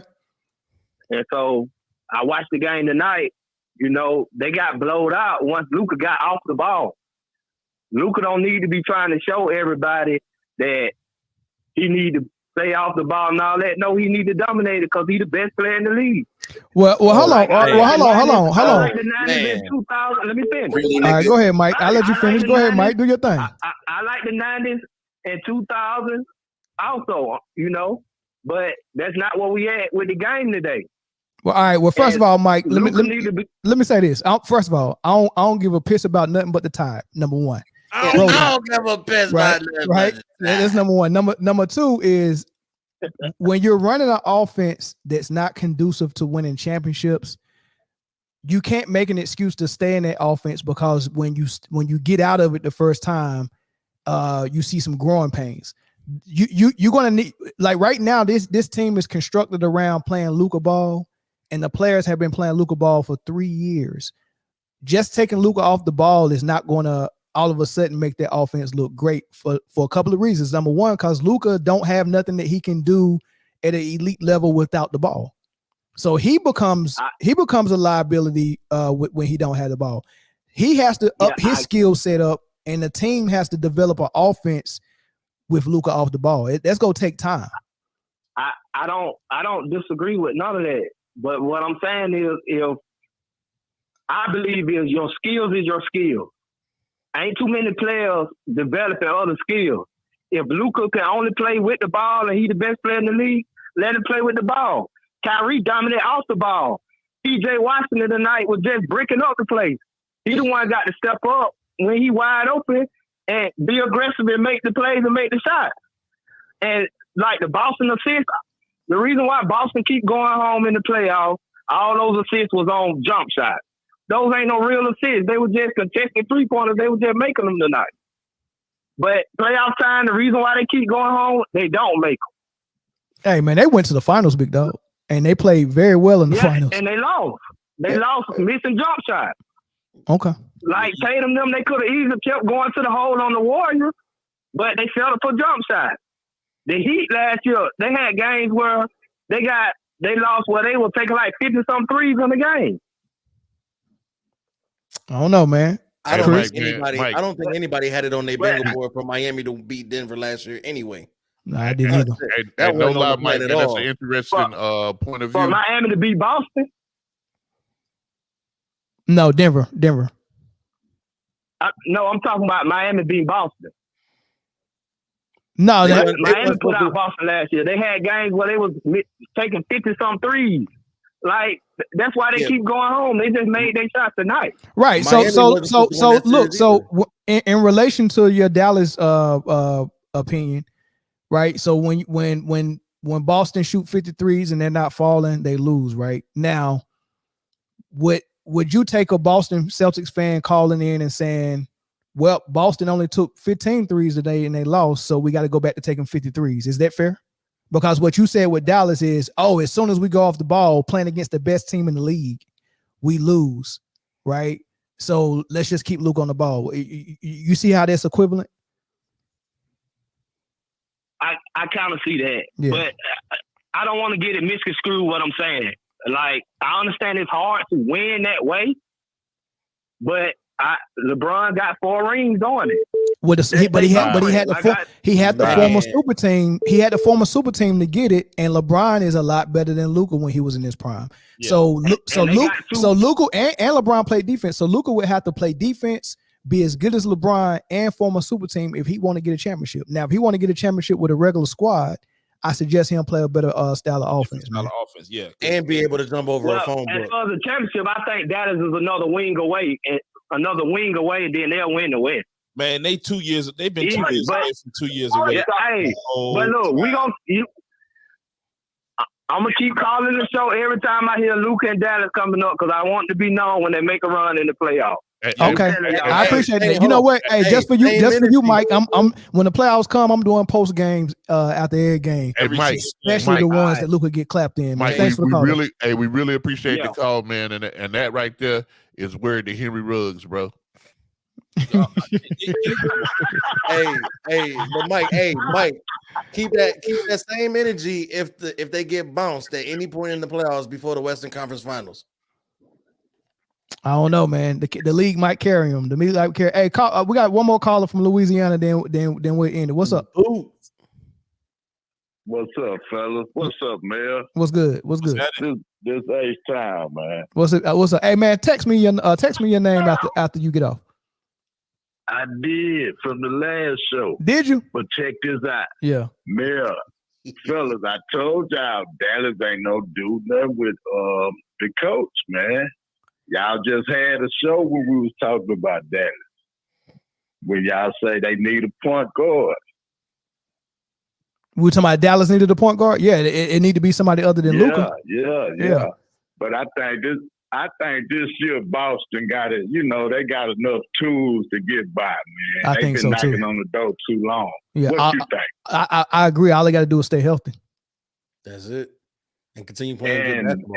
And they playing good ball. I think they've been knocking on the door too long. Sometimes you can keep the team together and it be the right time. Mm-hmm. So I think it's their time. I tell you this. This how you know if Boston go get to the finals and win. If Tatum don't get the MVP, then I think they go get to the finals and win. If he get the MVP, cooked. Yeah.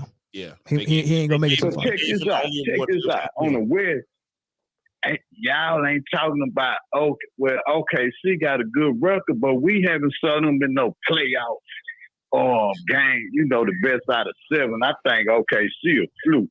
Anybody can beat them, like the top teams in the first round. In the first round, I just saw them burn the Rockets, so I said I ain't know they was that good, but they don't got nobody. So if the playoffs started today, they would be playing the Mavs. If they got through the playoffs, you think the Mavs can beat them? I think they can beat the Mavs. I think it's gonna be tough because they got the league backing behind them. I think they can beat the Pelicans for sure.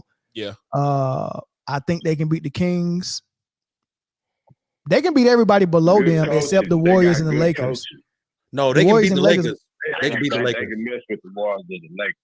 Basketball wise, they can beat the Lakers, but I don't know. OKC been dogging LA this year. Yeah, for sure. Hey, word to Paul Wall that will not happen in the playoffs. They won't happen in the playoffs. Y'all just say the refs. Y'all think OKC go let the refs go let OKC get down on LeBron? No, they're not getting no calls. They're not getting no calls. No calls. And LeBron and Chet gonna be in foul trouble in the first quarter. Yeah. Before they realize they won't get no calls, they'll be down 2-0. Mm-hmm. And then going back to LA, they'll be down 2-0. Yeah, for sure. Yeah, but yeah, man. I think I think Boston, man, they've been knocking on the door for a while. They got a deep team. What's the boy from Milwaukee, the point guard they got? Drew Holiday. That's gonna make a big difference. Yeah, Drew Holiday for sure. I agree. They might go Boston might go back to back for the championship. Back to back. That sounds realistic. Going back to back.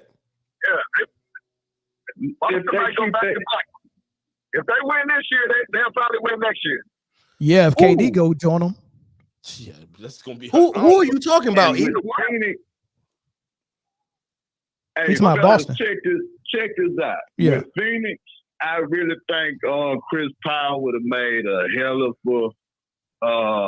made the team hell of a better right now if he would have been there. Yeah, but Bill, he been injured more than he ever been in his career this year. It just there's just a break with Bill. But CP3 and Bill probably played the same amount of games this season. Yeah, but CP3 75 years old, man. Right. So which means I know for a fact he gonna miss games, but at least with Bill, I got the illusion that he gonna play. Booker play the point guard. You got Durant, he be playing it. They just don't have no rhythm to me. Good players, but no rhythm. They don't have no rhythm as a good team. A bunch of good teams doesn't have rhythms this year. I don't know why. A bunch of them good teams doesn't have a rhythm. Yeah, that's true. I say, OKC don't even supposed to be up there. You ask me. They just made it in the play-in game, and now they number 2 seed. They play good ball though, and they play good defense, and they got rhythm. Yeah. They got rhythm. You're right. They got rhythm. Right. But on the case of OKC, though, we seen OKC. Like, honestly, this is Chet Holmgren's rookie year, but this is what we were supposed to see with OKC last year, but he got hurt before the season started, and they still made the play-in without him, right? Yeah. So this is the what if factor, like maybe, and then we've seen like their general manager is a genius. He got he got a whole bunch of picks for Westbrook, Paul George, when he made all them trades and everything like that. And they knew that they were in the rebuild, and they built. And they still got a lot of picks. And this is look where they're at now with those amount of picks that they have left. They are number 1 seed in the West. From being a play-in last year, from missing the playoffs the year before that. Like that is the art of true progression, and you can't knock them. You can't say that they're a fluke unless they get swept in the first round. Then we might be able to, all right, whatever. Then we'll chalk it up to being young, right? No experience. But if they can hold their own and get out the first round, it's progression because, again, they won a playoff series this year. They were a playing team last year, and they almost made the playoffs last year. I think they won their first playing game and then lost the second one, right?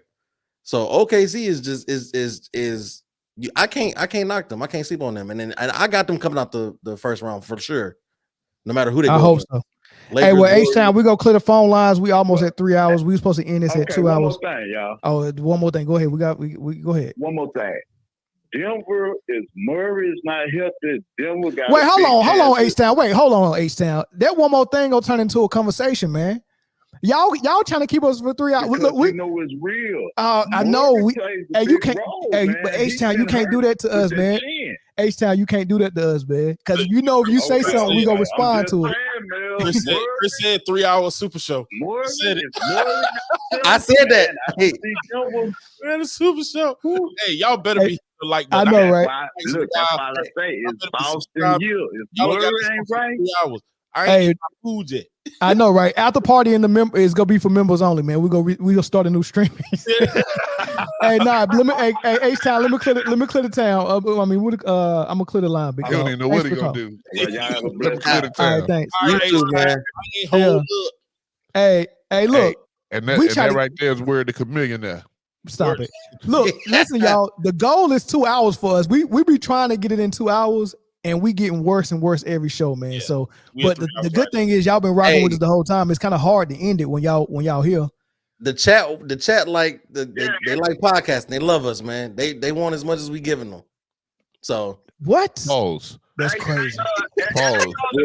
They want as much as we giving them is diabolical. Yeah. All right, we out of here. Eric, you got something to say before we roll? Hey man, it looks like y'all got more activity later on too. So I mean, I don't know. Maybe I know you're trying to keep it in 2 hours, but maybe you should cut the content down a little bit. I don't know. What do you think? Hey, Eric, we'll talk about it after we end. Hey, Eric, they said your Wi-Fi was brought to us today by Diddy and Cassie. Break up. We must got the same cable. We must got the same cable. Ain't no Wi-Fi at the Diddy party, man. Only your wifey. That's it. Or your husband. All right. Super Bowl. We gotta get out of here. That's it. All right, man. Hey, thanks for all of that. Thanks for that one super chat we got. Thanks for all the call-ins and the comments, man. We appreciate y'all for rocking with us, man. We'll catch y'all on the next episode. I might take a break on Tuesday, so we won't see y'all until probably next Friday. Yeah. So appreciate everybody, man. We'll catch y'all on the next one. Appreciate y'all in the chat, bro. No doubt.